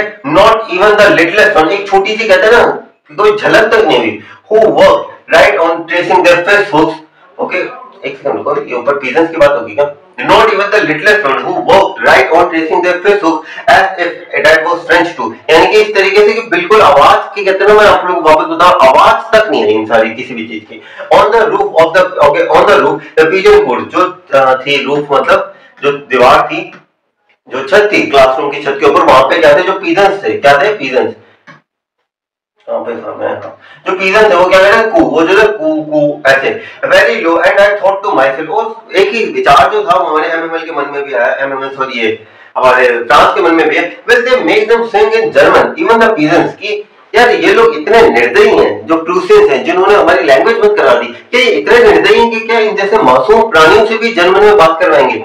Whenever I looked up for my writing, I saw MML sitting motionless in his chair, gazing first at one thing, then at the another.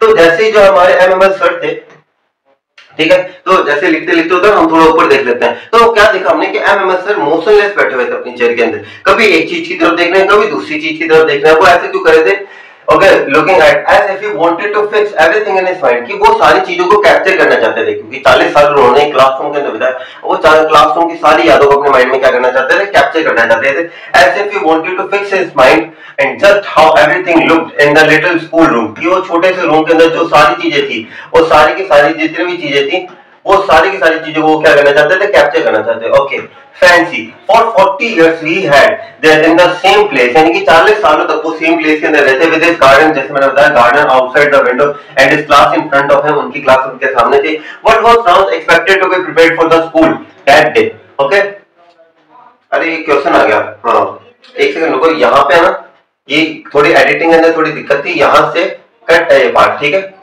ये मैंने, मुझे लग रहा था मैंने गलत पार्ट उठाया इसके अंदर से, ठीक है, एक सेकंड रुको, मैं आपको भी बता देता हूँ कहां से चालू करना है। हाँ, व्हाट है, ठीक है, यहां से यहां तक का पार्ट कट है।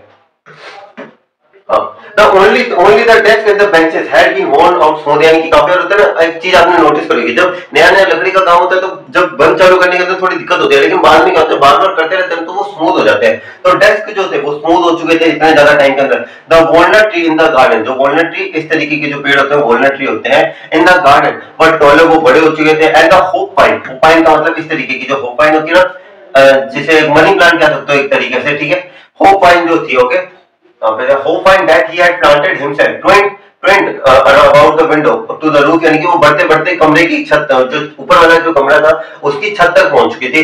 How it must have broken his heart to leave all, poor man, और सोचो यार एक इंसान ने इतना कुछ लगाया, इतना टाइम लगाया, और वो चीज उसके पास से अलग हो जाए तो उसे कितना बुरा लगेगा।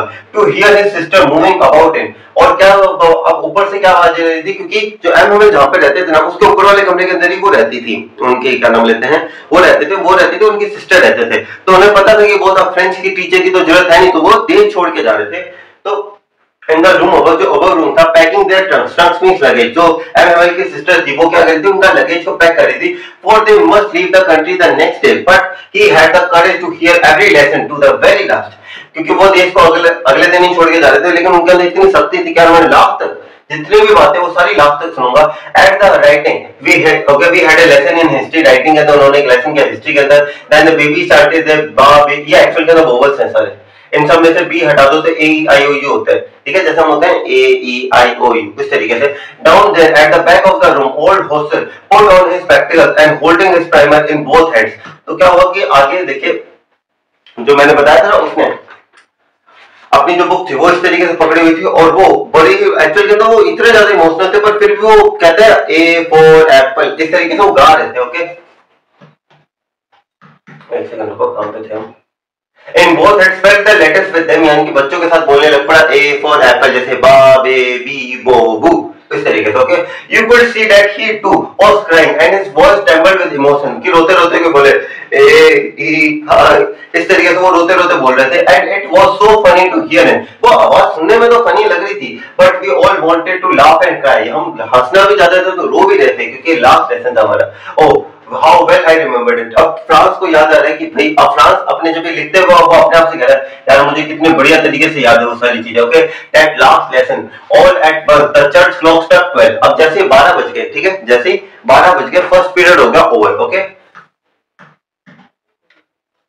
द चर्च क्लॉक स्ट्रक 12, जैसे 12 बज गए क्या हुआ, फर्स्ट पीरियड हो गया ओवर, यानी कि मैम हमें की लास्ट क्लास हो चुकी है, अब ओवर हो चुकी है। Then the angelus means the bell ring, जो क्लॉक की जो बेल होती है जो 12 बजते हैं टंग करके बजती है, ठीक है। At the same moment the trumpet of the Persian soldier returning from drill, क्यों ड्रिल जो एक्सरसाइजिंग कर रहे थे उसका भी एक टाइम होता है, जैसे 12 बज गए उन्होंने कहा चलो भाई अपना जो ड्रम है वो खत्म हो चुका है, और वो परेड करते हुए आ रहे थे, ठीक है, कैसे करते आ रहे थे, परेड करते हुए आ रहे थे। The trumpets of the Persian returning from drill sounded under our window, जो विंडो के अंदर सुनाई दिया। MML stood up, MML वहां पे खड़े हो गए, very pale in his chair, क्योंकि उन्हें पता चल गया भाई मेरे लास्ट सेशन अब खत्म हो चुका है। अपनी चेयर के ऊपर वो खड़े हुए, standing in his chair, I never saw him look so tall, क्योंकि जब एक इंसान इतना बड़ा काम करता है तो वो अपने आप ही बड़ा दिखने लग पड़ता है। Okay, my friend, तो उन्होंने कहा he said, I वो इतना इमोशनल हो चुके थे वो अपने आप को बयान नहीं कर पाए। आया but something chalk me stop him, but कुछ ऐसी इमोशन थे जो उनसे वजह से वो अपनी बात को नहीं कह पाए। Okay, he could not go on, वो अपनी बात को आगे रख ही नहीं पाए। Then he turn to the black board, तो ऐसे पढ़ा रहे थे, आई तो उनसे नहीं बोला गया, तो उन्होंने ऐसे पीछे मुड़े वो। Okay, then he turn toward the black board and took a piece, एक पीस उठाया, मान लो ये चौक है, एक पीस उठाया चौक का, and bearing on his with all his might, यानी कि अपनी सारी ताकत लगा के, सारी एनर्जी लगा के इन्होंने एक वर्ड लिखा। क्या लिखा था इन्होंने ऐसे मान लो ब्लैक बोर्ड है, इसको इन्होंने बड़ा बड़ा लिखा विवे ला फ्रांस, जितना बड़ा हो सके उतना बड़ा इन्होंने क्या लिखा, Vive la France. Okay, he wrote as large as I could, Vive la France, यानी कि लॉन्ग लिव फ्रांस, मेरा फ्रांस हमेशा अमर रहे। Then he stood up and leant, okay, his head against the wall, यानी कि इन्होंने अपना हाथ, अपना सर जो था कुछ इस तरीके से दीवार के साथ लगा लिया था, against the wall, and without a word he made a gesture to us with his hand, school is dismissed, you may go। तो उन्होंने gesture किया, जाओ बॉस। समय की अहमियत समझ जाओगे यार अब इस चैप्टर से। सोचो यार, एक समय के अंदर एक टीचर ने अपने 40 साल लगा दिए, वो कितना इमोशनल होकर उसने अपना एंड किया अपने टीचिंग करियर का। Time is very important, respect it. Okay, मैं मिलूंगा आपसे अगले वीडियो के लिए। कल आ रही है समरी, परसों आएगा वन शॉट, देखना मत भूलना। ओके गाइस, चलो टिल देन जय हिंद गाइस। हेलो एवरीवन, कैसे हैं आप सब लोग। I Rajit Gawadiya welcome you all to the Anand Murali institution, एक ऐसा इंस्टीट्यूशन जो दे रहा है आपको बेस्ट स्टडी एजुकेशन। तो फिलहाल तक देखा जाए क्लास 12 स्टूडेंट्स, अभी तक कल तक मैंने आप लोगों को क्या करवाया था, कल तक हम लोगों ने हमारा जो था लास्ट लेसन, पहले चैप्टर का नाम ही था the last lesson time management, अच्छे से डिटेल में एक्सप्लेन किया था आप लोगों को। आज मैं उसी टाइम द लास्ट लेसन की डिटेल समरी लेकर आप लोगों के पास, लेकिन ये समरी सर थोड़ी अजीब नहीं है जो बाकी यूट्यूबर्स करवाते हैं कि वो तो सीधा बता देते हैं। मैं कहता हूँ वो समरी होती ही है, वो तो बस आपको नॉर्मल चैप्टर का बता देते हैं जो आप अपने लास्ट टाइम के अंदर पूछते हैं ना, भाई जल्दी बता दे क्या है क्या चैप्टर के अंदर, वो बता रहे बॉस। लेकिन अगर हम लोग अभी हैं अप्रैल के अंदर और हम लोगों का एग्जाम है मार्च के अंदर, लेकिन हम लोगों को एक चीज पता है कि बॉस अगर वहां पे देखो आपको भी पता है, जो बच्चे पूछते हैं भाई बता दे जल्दी से कहानी बता दे, उनका रिजल्ट क्या आता है, और जो बच्चा प्रॉपर डिटेल में स्टडी करता है उसका रिजल्ट क्या आता है। ये वाला रिजल्ट चाहिए तो है भाई, बहुत सारे यूट्यूबर देख लो उनकी, लेकिन अगर ये वाला रिजल्ट चाहिए ना तो सही चैनल पे आए। देखो पेड प्रमोशन करना पड़ता है मुझे, ठीक है, तो सब्सक्राइब कर देना। कमेंट करना पड़ जाता है यार, हम क्या करें, हम मजबूर है, हमें सब्सक्राइबर्स चाहिए ताकि हमारे चैनल की रीच बढ़ सके। मैं भी चाहता हूँ हमें भी कोई ऑफर दे ताकि हम भी जाए बाहर पढ़ने आने के लिए, ठीक है। मैं भी अभी बहुत व्यस्त हूँ, 4 घंटे पूरे में मोनेटाइजेशन चालू नहीं हुआ मेरा, ठीक है। अब चलो बात करते हैं, अब यहाँ पे आ जाते हैं वापस। हाँ, तो लास्ट लेसन के अंदर अगर आप लोगों को चाहिए कि बॉस मुझे अगर बढ़िया मार्क्स चाहिए, अब बढ़िया मार्क्स के लिए आपको डिटेल्ड समरी होनी चाहिए, क्योंकि जब मैं क्लास 11 12 के अंदर था तो मेरी मैम थी करणदीप और मैंने उनकी बदौलत ही I score 97 marks in English. तो वो मैम हमेशा मुझे एक चीज कहते थे और चीज मैंने फॉलो करी कि बेटा तू एनसीईआरटी के ऊपर तेरी कमांड होनी चाहिए, और जैसे ही तू एनसीईआरटी पूरी पढ़ ले, एनसीईआरटी तेरे दिमाग में पूरी फिक्स हो गई है, उसके बाद क्या कर तू एक समरी पढ़। अब जैसे तू समरी पढ़ेगा ना तो तेरे दिमाग के जो थॉट्स है ना, जो आइडियाज हैं, उन्हें एक वर्ड्स मिल जाएंगे। हमारे दिमाग में थॉट्स तो भरे हुए हैं, एक इंसान के दिमाग के अंदर आराम से दिन के अंदर न जाने कितने मिलियंस ऑफ थॉट्स आते हैं, लेकिन इन मिलियंस ऑफ थॉट्स, चलो मिलियन नहीं थाउजेंड्स ऑफ थॉट्स आते होंगे, चल जाएगा आपका, हाँ थाउजेंड्स ऑफ थॉट्स आते हैं, ठीक है। हमारे दिमाग में न जाने कितने थाउजेंड्स ऑफ थॉट्स आते हैं, लेकिन उन थाउजेंड्स ऑफ थॉट्स को हम इंप्लीमेंट कर पाते हैं, नहीं कर पाते। तो जो आपके जो चैप्टर के थॉट्स हैं और समरी को कंबाइन करके जो आपको काम है हमें हाँ करना है ना, उससे जो वो जाती है ना बीम ऑफ लाइट, वो आपका रिजल्ट है बॉस। और इस रिजल्ट को बढ़िया बनाने के लिए मैं लेकर आपके लिए अच्छी सी डिटेल्ड समरी जिसे पढ़ के आपके बस ये आपके जितने भी दुश्मन हो वो सीखेंगे, हे माँ माता जी कहाँ से पढ़ के आए, ठीक है। तो स्टार्ट करें अपनी बढ़िया सी समरी को, तो स्टार्ट करते हैं समरी को। और एक और चीज, जैसे समरी पढ़ लो एक काम करना, पेन पेपर उठाना, खुद से एक समरी लिखना बिना देखे, और वो समरी मुझे इंस्टाग्राम पे सेंड कर देना और चेक करके बता दूंगा कि आप लोगों ने कैसी समरी लिखी है। कोई पॉजिटिव पॉइंट हो कोई नेगेटिव हो तो मैं हाथों को रिकॉर्ड करके बता दूंगा। ओके स्टार्ट करते हैं हमारे इस ब्यूटीफुल चैप्टर को, the last lesson, time management का एक चैप्टर स्टार्ट करते हैं वैसे। Okay the last lesson is a first person narrative who speaker is a little boy name France. जैसा आपने चैप्टर पढ़ने के अंदर भी आपको रियलाइज तो हो ही चुका होगा कि इसके अंदर है ना आई यानी कि पर्सन, फर्स्ट पर्सन नैरेटिव के पॉइंट ऑफ व्यू से ये चैप्टर है। फर्स्ट पर्सन नैरेटिव यानी कि हम पूरे चैप्टर को किसके नजरिए से देखते हैं, हम फ्रांस के नजरिए से पूरे चैप्टर को देखते हैं, ठीक है। The boy is a resident of Alsace and Lorraine district of France, यानी कि जैसा हमें पता है प्रूसिया की लड़ाई हुई थी फ्रांस के साथ, इस लड़ाई के अंदर प्रूसिया ने फ्रांस को डिफीट कर दिया था, और इसी डिफीट के चक्कर के अंदर एल्सेस और लोरेन नाम के दो डिस्ट्रिक्ट थे जो किसके अंडर आ चुके थे, प्रूसिया के अंडर आ चुके थे। और प्रूसिया ने क्या किया, प्रूसिया कहता है कि बॉस अब मैं यहाँ तो मालिक हूँ, ठीक है, अभी आपने तू फ्रेंच निकल यहाँ से, जर्मन पढ़ेगी, यहाँ पे क्या पढ़ाई जाएगी, जर्मन, ठीक है।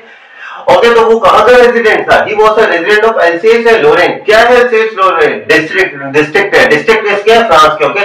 That have been occupied by Prussian, Prussian ने कब्जा कर लिया इस चैप्टर्स के ऊपर, क्या इन डिस्ट्रिक्ट्स को, ओके। लिटिल फ्रांस, छोटा बच्चा France is the narrator of the story, छोटे से बच्चे को भेजते हैं जिम्मेदारी, कहानियां बता रहे हैं, ठीक है।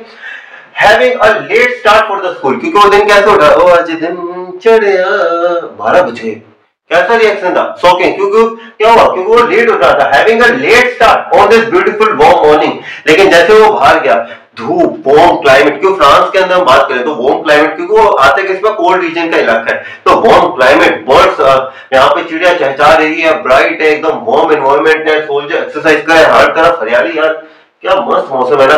इस दिन कौन पढ़ने जाएगा यार, लेट्स गो फॉर स्विमिंग। लेकिन उस दिन क्या हुआ था, उल्टा हो गया था। उल्टे में क्या हुआ, आज मैं स्कूल जाऊंगा, किसी भी हालत में जाऊंगा। तो यहीं पे आप बात करते हैं having a let start on this beautiful warm morning, भले ही लेट स्टार्ट हुई थी ब्यूटीफुल वार्म मॉर्निंग के अंदर। Franz rush to the school, Franz भागा स्कूल के लिए कि कोई बात नहीं, मुझे जितनी भी खूबसूरत चीजें दिख रही है मैं भागूंगा भागूंगा भागूंगा और अपने स्कूल तक पहुंच जाऊंगा, ठीक है। ही इज फियरफुल दैट, लेकिन उसे रास्ते में ख्याल आया, अरे यार आज तो एमएमएल सर ने कहा था, एमएमएल टीचर, आज तो हमारे टीचर सर ने कहा था कि वो हमारा टेस्ट लेंगे पार्टिसिपल्स के ऊपर। किसके ऊपर लेंगे, पार्टिसिपल, पार्टिसिपल्स क्या ग्रामेटिकल टॉपिक है, वो हमारा टेस्ट लेंगे पार्टिसिपल्स के ऊपर। और भैया मुझे तो पार्टिसिपल्स का पी तक नहीं आता, अब मैं क्या करूंगा। तो यहाँ पे वही कहते हैं कि Franz rush to the school, he is fearful that MML will scold him, वो उन्हें डांटेंगे, क्यों, पहली बात तो वो लेट है, he is late and has not prepared for his French lesson on participles, कि उसने पार्टिसिपल्स का जो टेस्ट था उसके लिए उसने तैयारी करी नहीं। On his way to the school, अपने वे यानी कि स्कूल जाते वक्त Franz passes through a town hall, तो फ्रांस आपको याद होगा एक टाउन हॉल के थ्रू गुजरता है। एक सेकंड रुको, इसे मैंने इसे रिन्यू कर देता हूं।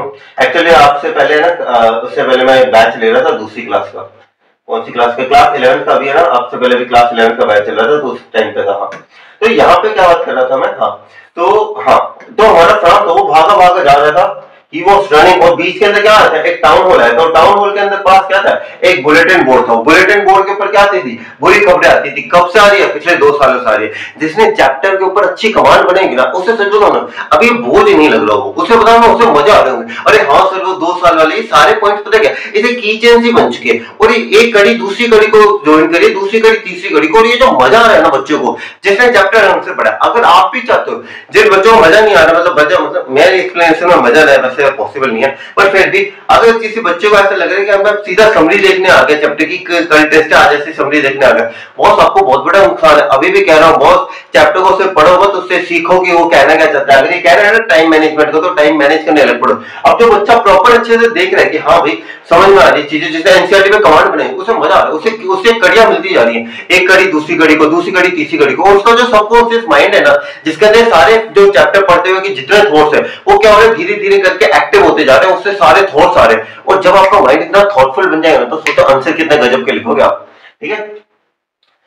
On his way to the school, Franz passes through a town hall. एक town hall से पास करता है, and in front of the town hall, he sees a small group of people reading the notice pasted on the bulletin board. तो वो क्या देखते हैं, जो bulletin board के ऊपर क्या था, एक नोटिस था, और सारे लोग मिलके उस नोटिस को पढ़ रहे थे। These are the notice pasted by the Prussians जिन्होंने कब्जा कर लिया था, concerning orders issued from the headquarters। और हेडक्वार्टर कहा था उनका, बर्लिन का। चैप्टर के अंदर था। मजा आ रहा है ना, मुझे पता है यार, जिन बच्चों ने पढ़ा है ना चैप्टर, उन्हें बहुत मजा आ रहा है, उनकी कड़ियां मिलती जा रही है, और उन्हें कह रहा अच्छा हाँ ये वाला पॉइंट आ गया, ये वाला पॉइंट है। मैं अभी भी कह रहा हूँ बहुत, इंग्लिश एक ऐसा चैप्टर है जिसे मजे के साथ पढ़ा जा सकता है। बाकियों का मैं कुछ कह नहीं सकता, लेकिन मजा पड़ेगा, ये माइंड रिलैक्सिंग। आपने काफी बार सुना होगा, बड़े बड़े उद्योगपति है ना, ये उद्योगपति की जो भी कंपनी ओनर्स है, इंडस्ट्रियलिस्ट है, वो क्या करते हैं, बुक्स पढ़ने की आदत है यार, उन्हें बुक्स क्यों पढ़ते हैं यार? वो बुक्स पढ़ने के मेन कारण पता है क्या, कि बुक्स से क्या होता है, माइंड रिलैक्स होता है बुक्स पढ़ने से। लेकिन वो अप्रोच पे डिसाइड करता है, क्या आप बुक्स को एक बोझ की तरह लेते हो, तब तो आपको ऐसा लगेगा यार क्या पढ़ रहा हूँ, ऐसे छोड़ो यार। लेकिन आप उसे माइंड रिलैक्सिंग के लिए कर रहे हो ना, हाँ अच्छा है, तो उससे क्या होगा, आपको एक इंग्लिश पढ़ने में मजा भी आ जाएगा और एनर्जी भी बनी रहेगी। ठीक है, इंग्लिश को मजे के तौर पे लेना अपना को। Concerning orders issued from headquarters, while France is running Watchtower। अब यहाँ पे क्या आया था, Watchtower। Watchtower कौन था, ब्लैकस्मिथ। Watchtower नाम है ब्लैकस्मिथ, लोहार। लोहार समझते हो ना, जो लोहे को पिघलाने। Forged in Fire जैसे एक सीरियल आता था, सीरियल सॉरी, एक रियलिटी टीवी शो आता था, हिस्ट्री टीवी 18 पे, वो ऐसे।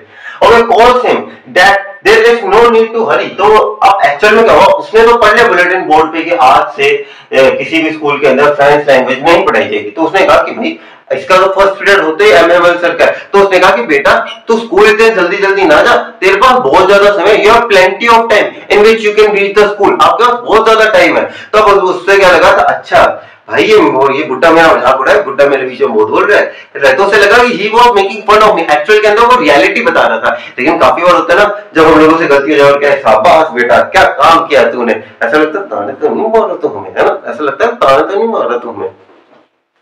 Okay, France thinks, watched her, is teasing। मुझे लगा कि अच्छा मुझे छेड़ रही है, चलो भाई आगे दिखाते हैं तुम लोगों को। ठीक है, आउट ऑफ ब्रीथ। तो फिर अब वो भागता भागता ऐसे करके आउट ऑफ ब्रीथ पहुंचा। He arrives at the school, school जाके पहुंचे। Okay, to his dismay means, लेकिन उसने क्या सोचा था कि भाई, उसने सोचा कि भाई आज मैं देख के आऊं 3 इडियट्स, चुपचाप क्लास में चुपचाप बैठूंगा, किसी को इतना शोर शराबा, इतनी आबादी, किसी को क्या पता चलेगा। तो उसने सोचा मैं चुपके से चला जाऊंगा अपनी क्लास के अंदर, चुपचाप बैठ जाऊंगा, किसी को गानों बात खबर नहीं होगी, भाई इतने सारे बच्चे, हर एक टीचर पर्सनली थोड़ी ना जानता है, चुपचाप बैठ जाऊंगा। लेकिन उस दिन हुआ कुछ उल्टा, कुछ तो गड़बड़ है। क्या उल्टा उस दिन स्कूल बेचारा संडे मॉर्निंग की तरह क्वाइट था, बिल्कुल कोई शोर शराबा नहीं, कोई कुछ नहीं। अब वो सोचे यार ये तो आउट ऑफ सिलेबस निकला सारी बात।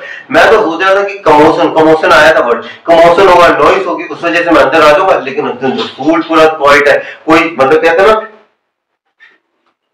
इतनी सी नॉर्मल सी जो आवाज होती है, इतनी नॉर्मल सी भी आवाज ही नहीं थी। तो उसे लगा यार ये क्या बात है। फिर उसने देखा क्लासमेट्स हैं, पहले तो उसके मन में यार संडे मॉर्निंग की तरह, संडे मंडे तो नहीं है। फिर उसने क्लासमेट्स को देखा तो कहता अब तो जाना पड़ेगा अंदर। ठीक है, तो इसमें there was no noise of confusion to cover his entrance, यानी कि ऐसी कोई नॉइज नहीं थी या कोई ऐसे कंफ्यूजन यानी कि भागदौड़ नहीं थी जिससे वो अपनी क्लासरूम तक पहुंच सके। Okay, instead this there is a silence and stillness like of the Sunday, यानी कि एकदम संडे के दिन स्कूल नहीं खुलते तो एकदम शांत होता है ना, बिल्कुल वैसा सा एनवायरनमेंट था।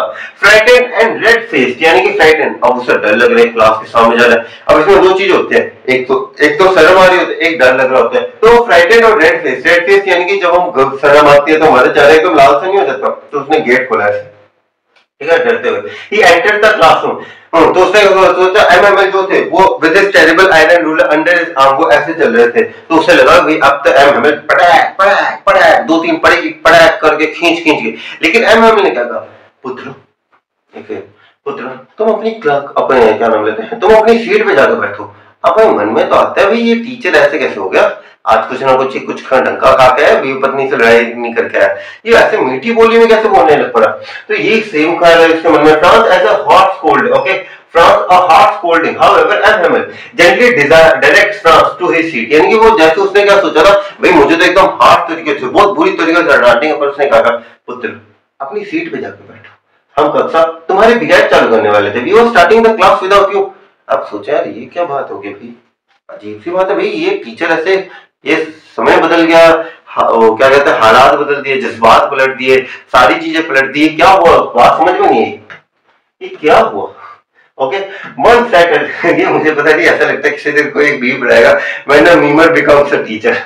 Okay, one settle in his seat, okay, जैसे वो अपनी सीट पे बैठे, Franz began to notice the different, okay no sorry, once he settled in his seat, जैसे वो अपनी सीट पे बैठा, फ्रांस began to notice, अब फ्रांस ने क्या किया, जैसे होता है हम क्लास के अंदर आके एक बार ऐसे नजर घुमाते हैं, क्लास के अंदर कुछ चीज है, तो उसने देखा पीछे देखा यार, जो बैक बेंचेस थे क्लासरूम के, जो यूजुअली एम्प्टी रहते थे, उसके ऊपर हमारे गांव के बुजुर्ग लोग बैठे हुए। यार ये क्या बात है, स्कूल तो बच्चों के लिए होता है, ये बुजुर्ग यहाँ पे आके क्या कर रहे हैं, ये बात समझ में नहीं। ओके, जब France began to notice the difference that this day has brought, पहली चीज तो उसने क्या नोटिस करी यार, एमएमएल तो सर क्या बात है, एकदम नजर उतार लो, मैं तो आपकी ये खाना टिका लगा लो, इतने प्यारे लग रहे थे। क्या पहना होता, ग्रीन कोट पहना होता, उसके नीचे क्या थे, फ्रिल्ड शर्ट मैंने आपको बताया ना, शर्ट के ऊपर ऐसी सी लेयरिंग वाली जो शर्ट्स होते हैं, फ्रिल्ड शर्ट, ब्लैक कैप, और ये जो कपड़े होते थे वो दो टाइम पे पहनते थे, कब कब, एक तो अपने प्राइस डे पे पहनते थे, दूसरे इंस्पेक्शन डेज पे पहनते थे।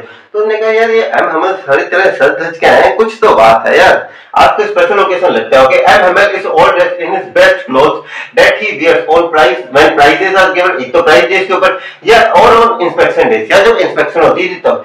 Then his attention is drawn to the back benches of the room, यानी कि जो बैक के जो बेंचेस है उसके ऊपर जाते हैं, वेयर विलेजर्स वर सिटिंग, जहां पे उनके गांव के जो लोग थे वो बैठे हुए थे, एंड टू हॉर्सर, और वहां पे कौन कौन था, द ओल्ड हॉर्सर ने क्या पहनी हुई थी, थ्री कॉर्नर्ड हैट पहनी हुई थी, इसके अलावा कौन कौन था, okay old Hauser there with the old primer, और आपको याद होगा जो ओल्ड हॉस्टल था वो एक प्राइमर लेके था। प्राइमर क्या होती है सर, प्राइमर होती है ना, A for apple, B for ball, वो जो होती है बुक जो बचपन के अंदर, तो उसने क्या हुई थी अपने फ्रेंच लैंग्वेज के अंदर एक प्राइमर, एक ऐसी बुक जो अल्फाबेट्स के लिए होती है, ठीक है, जो बच्चों के लिए होती है प्राइमर जैसी बुक, तो वो बुक थी, और उसी बुक के ऊपर जैसे मान लो ये प्राइमर है, ठीक है, ये क्या है, ये प्राइमर है, और उसके जो लार्ज बड़े बड़े स्पेक्टिकल्स थे वो क्या थे, ऐसे उसकी जो बुक थी उसके ऊपर ऐसे लाई कर रहे थे, ठीक है। आगे आ जाते हैं। Okay, Hauser there with his old primer spread across his knees, उसने अपनी नीज के ऊपर बिछाई हुई थी। He could not understand until MML announced the notice which was served from Berlin, यानी कि जैसे जैसे सब लोग आ गए तो उन्होंने बताने लग पड़े कि बॉस बच्चा पार्टी देखो, बच्चा पार्टी और बूढ़ा पार्टी देखो बॉस, अब बर्लिन हेडक्वार्टर, मैंने बताया ना हेडक्वार्टर बर्लिन से ऑर्डर आ चुका है कि अब हमारे एल्सेस और लोरेन के डिस्ट्रिक्ट्स के अंदर फ्रेंच लैंग्वेज को नहीं पढ़ाया जाएगा। आज और कल आपका नया मास्टर आ रहा है, न्यू मास्टर अराइविंग टुमारो, तो आज आपका लास्ट फ्रेंच लेसन है यहाँ पे, ठीक है। तो ये उन्होंने अनाउंस किया था that now onwards French will not be taught in the schools of Alsace and Lorraine, only German will be taught in the school of these two French cities, and he emotionally requested the student to be more attentive for his last lesson। तो उन्होंने student से कहा था कि बेटा बच्चा हमारी आज कोई शरारत नहीं, आज हम अच्छे से फ्रेंच को पढ़ेंगे, क्योंकि this might be the last day when we are studying the French language, ठीक है। तो वो क्या कहते हैं, फ्रांस ना, अब ऐसे आपको नॉर्मली बताया जाए, अगर आप लोग मान लो आपको जो आपकी मातृभाषा मान लो हिंदी, अगर मैं कल से कहूं कि कल से आप लोगों को हिंदी नहीं बोलनी, आप क्या कहोगे, हे माँ माता जी क्या बात कर रहे हो सर, हिंदी हमारी मातृभाषा है, हमारे देश की भाषा, कल से हम हिंदी नहीं बोल पाएंगे, ये क्या बात कर रहे हो आप लोग। सिमिलरली जैसे ये उनके मन से भी क्या निकला, हे माँ माता जी, क्यों, क्योंकि अब एक चीज बोलो, आपके देश की भाषा अगर आपसे छीन ली जाए, क्या वो देश के नागरिक कहलाए जाओगे। अगर एक चीज बताओ, कोई अगर हिंदुस्तानी कोई बाहर से आता है और वो क्या एक्सपेक्ट करेगा कि हिंदुस्तान के लोग क्या बोलेंगे, हिंदी बोलेंगे, है ना, ये चीज एक्सपेक्ट करता है। अगर मुझे हिंदी बोलनी ना है, लिखनी ना है, पढ़नी ना है, तो वो क्या कहेगा, यार तो काहेगा हिंदुस्तानी है, तुझे ढंग से हिंदी बोलनी नहीं आती है, हिंदी छोड़ो, हिंदी नहीं, तुझे कोई दूसरी भाषा भी नहीं बोलनी आती अपने देश की, अगर अपनी देश की, चलो इंडिया तो डाइवर्स कंट्री, हमारे कंट्री के अंदर 22 भाषा है, ठीक है। अब अगर 22 भाषाओं में से एक भी भाषा नहीं आता तो वो क्या कहेगा, तू हिंदुस्तानी है, तू काय का हिंदुस्तानी, तुझे 22 भाषाओं में से एक भाषा नहीं आती तुझे बोलने के लिए, ये बात वो कह सकता है ना। तो सिमिलरली यहाँ पे भी वो सेम बात यहाँ पे कहता है, Franz now realise that at what was there on the notice board in the town hall. तो फ्रांस को पहले क्या रियलाइज हुआ, अच्छा वो बुड्ढा जिसके बारे में कह रहा है, वो बुड्ढा मेरे बीच में बहुत बोल रहा है, एक्चुअल के वो बुड्ढा काम की बात बोल रहा था, वो कह रहा था बेटा आराम से चला जा, कोई चिंता वाली बात नहीं है, जबकि उसे रियलिटी पता थी क्या, कि आपसे जर्मन लैंग्वेज पढ़ाई जाएगी। These words these words of notice fell on France like a ठंडक लैप। तो ये वर्ड कहते थे ठंडक लैप की तरह जाते, हे मां माता जी कि अब क्या हो गया भाई, अब तो समझ में नहीं आ रहा क्या चीज होगी। He could not believe it, it would be his last lesson that day। और उसे यकीन नहीं हो रहा था कि आज मैं फ्रेंच को लास्ट टाइम पढ़ रहा हूँ, यानी कि कल से मैं फ्रेंच नहीं पढ़ पाऊंगा, यानी कि ये क्या बात हुई, जिस देश का मैं नागरिक हूँ, देश की मैं मातृभाषा नहीं बोल पाऊंगा, ये बात उसके मन में आ रही थी। He was badly sorry that he did not learn। तो उसके मन में क्या है, जैसे हमारे उत्तर में गलती हो गया, या आप लोगों ने अभी मार्च तो पहले गया यार, पहले पढ़ लेता यार तो सही होता, लास्ट के अंदर हालत खराब होगी यार, पहले पढ़ लेना चाहिए था यार, मैं मूर्ख था। तो वही सेम बात इसके मन में हुई। He was badly sorry, उसे बुरा लग रहा था। क्यों बुरा लग रहा था? He did not learn, कि वो पढ़ाई नहीं करता था। Never paid attention in his class, वो अपनी क्लास में अटेंशन नहीं देता था। He hardly knew how to read and write French, यानी कि उसे बिल्कुल बस हार्डली भी ये नहीं पता था कि भाई बोलते कैसे हैं फ्रेंच लैंग्वेज को, लिखते कैसे हैं फ्रेंच लैंग्वेज को। He was sorry that instead of studying he would go out for other pleasant activity। वो फिशिंग के लिए चला जाता था सार रिवर के ऊपर, अपनी अलग एक्टिविटीज के लिए, seeking for birds egg, words याद आ रहे, सीकिंग फॉर बर्ड्स एग, इन सारी फालतू की एक्टिविटीज के अंदर वो अपना टाइम वेस्ट कर रहा था। उसे लगा यार मैं क्यों अपना इन फालतू की एक्टिविटीज में टाइम वेस्ट करता हूं, उसे बुरा लग रहा है इन सारी चीजों के लिए। He was sorry that instead of studying he would go out for other pleasant activities। His book seemed always, जो बुक्स उसे बर्डन की तरह लग रही थी, his books that seemed him like a burden to him, now the same appeared to be him like old friends। जो books पहले उसे लग रहा था यार क्या बोझ उठा रखे, अब उसे क्या लग रहा है यार ये बुक्स ही तो मेरी दोस्त थी यार, ये बुक्स मेरे पास से चली जा रही हैं। Okay, even his thoughts for his teacher M.M.L. changed, that he realized that he would never see him again and again as it was his last day in the school। तो उसके मन में भी आया कि आपको याद होगा also M.M.L. उनका ये जो लास्ट डे था, made me forget that how cranky he was. Line आई थी एनसीईआरटी के अंदर, मैं कह रहा हूँ बहुत जिन्होंने एनसीईआरटी पे कमांड बनाई है उनके लिए बहुत इजी है बॉस, ठीक है। तो यहाँ पे क्या बात कर रहा था मैं एनसीईआरटी के बारे में, एनसीईआरटी सॉरी हाँ, एनसीईआरटी के अंदर लिखा हाउ क्रैंकी ही वाज। तो M.M.L. ये भी फ्रांस के मन में M.M.L. जो टीचर पिछले 40 सालों से पढ़ा रहा है, आज वो टीचर छोड़ के चला जाएगा हम लोगों को यार।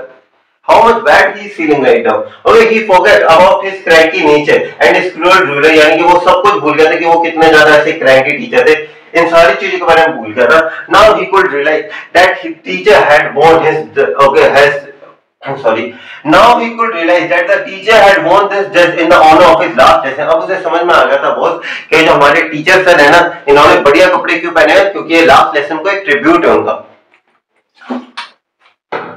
और सिमिलरली विलेजेस को है ना, क्योंकि वो ट्रिब्यूट दे रहे हैं किसे, एक तो M.M.L. को क्यों, उन्होंने 40 साल पढ़ा है, दूसरा फ्रांस को, क्योंकि अब फ्रांस किसका पार्ट है, प्रूसिया का पार्ट बन चुका है। ये एल्सेस और लॉरेन किसका पार्ट बन चुका है, प्रूसिया। तो अब वो किसे रिस्पेक्ट दे रहे हैं, फ्रेंच को, फ्रेंच के थ्रू वो किसे रिस्पेक्ट देना चाहते हैं, फ्रांस को, एक ऐसा देश जो उनका है ही नहीं। मान लो कि ऐसा ना हो, चलो मान लो एक ऐसा देश है जो इंडिया के ऊपर कब्जा कर लेता है। अब अगर देखा जाए, अब इंडिया हमारा देश नहीं है, अब वो हम किसका पार्ट बन चुके हैं, एक दूसरे देश ने जिसने हमारे ऊपर कब्जा कर लिया, ठीक है।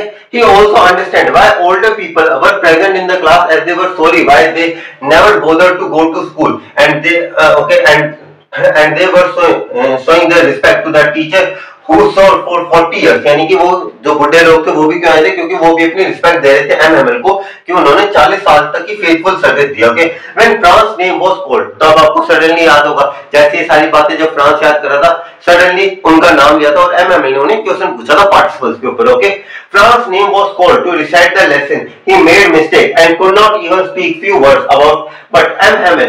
did not scold him, rather addressed him that one should not waste his precious time just by living under the impression that there is plenty of time and postponing the important things the next day। एक line बोलता हूं, आपको याद आ गई होगी।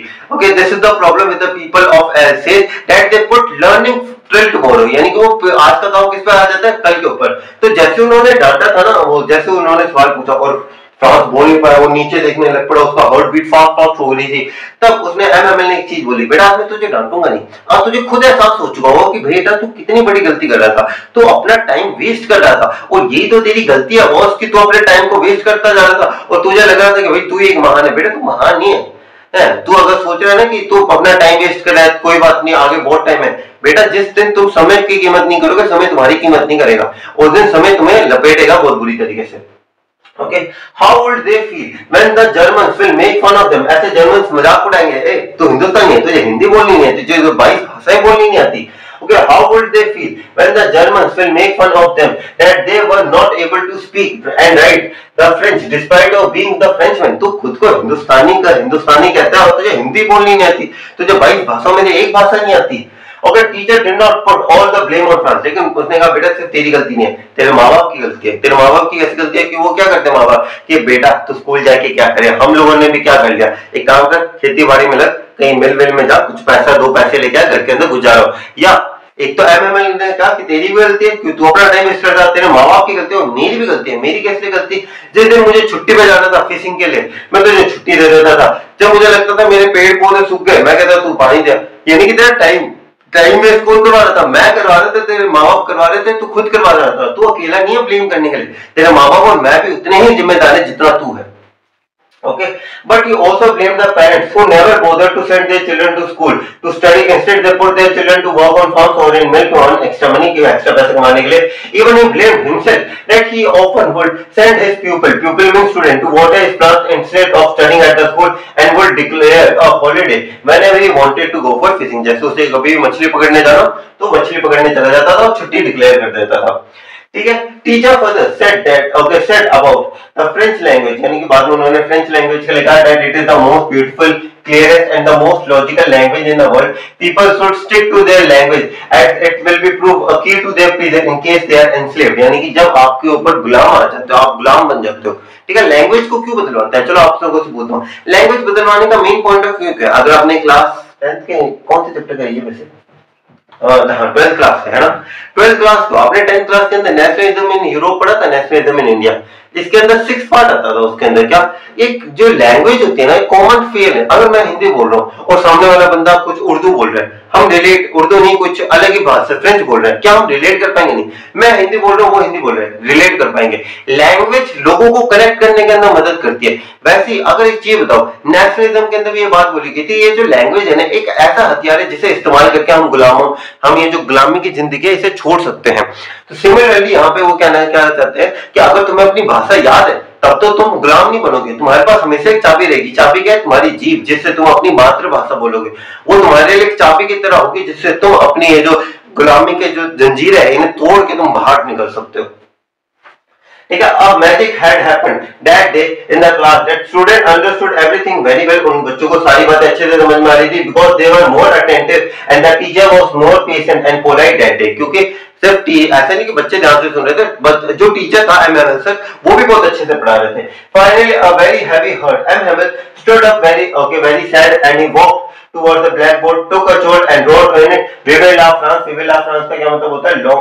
long live France, and declared that the class was dismissed. आपको याद होगा क्लॉक जो थी वो 12 के ऊपर स्टक हो गई थी, बेल से आने पड़ी। एमएमएल अपनी चेयर के ऊपर आए, वो बड़े से दिखाई दे रहे थे। उसके बाद एमएमएल मुड़े, हाँ ये चौक लिया और जितना बड़ा हो सके "We will love France" ऐसे लिख दिया।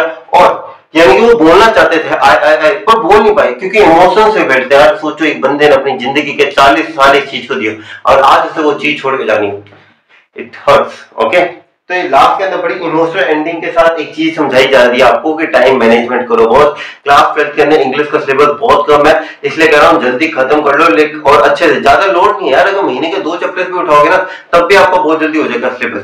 ज्यादा चिंता वाली बात है ही नहीं आप लोगों के लिए, बस बढ़िया तरीके से काम करो, कोई चिंता वाली बात नहीं है। ओके बॉस, मैं मिलूंगा आपसे कल एक वन शॉट आएगा, वो देख लेना, ताकि क्यों वन शॉट मुझे पता है आप लोग जितने शरीफ हो, जिस हिसाब से बाकी की वीडियो देखते हो, डबल की स्पीड में देखोगे आराम से हो जाएगा काम। ठीक है, एक देख लेना ताकि इंडिकेशन हो जाए कि हाँ कैसे कैसे करना है। ठीक है, मैं मिलूंगा आपसे अगली वीडियो के लिए, तब तक के लिए जय हिंद गाइस। और चैनल पर नए हो तो सब्सक्राइब कर लेना। इस साल का हमारा टारगेट है कि हम इस साल 1 लाख सब्सक्राइबर्स को टच करें। ठीक है, मानता हूँ मैं अभी बहुत कम पे हूँ, हम शायद अभी 2-1 हजार के ऊपर होंगे, पर कोई बात नहीं, बहुत आप लोगों का प्यार बस बना रहे। तो डेफिनेटली हम शायद इस साल के अंदर, क्योंकि इस साल मैं एक भी दिन मिस नहीं करने वाला, मैं हर रोज चैप्टर्स करवाऊंगा आप लोगों को, 9th 10th 11th 12th को सबको चैप्टर्स करवाऊंगा इंग्लिश के, ठीक है, सिर्फ इंग्लिश, बाकी कोई सब्जेक्ट नहीं, इंग्लिश को मैं प्रॉपर करवाऊंगा। तो मुझे बस है कि आप लोगों को सपोर्ट बना रहे and we cross 1 lakh subscriber this time. Okay, जय हिंद गाइस।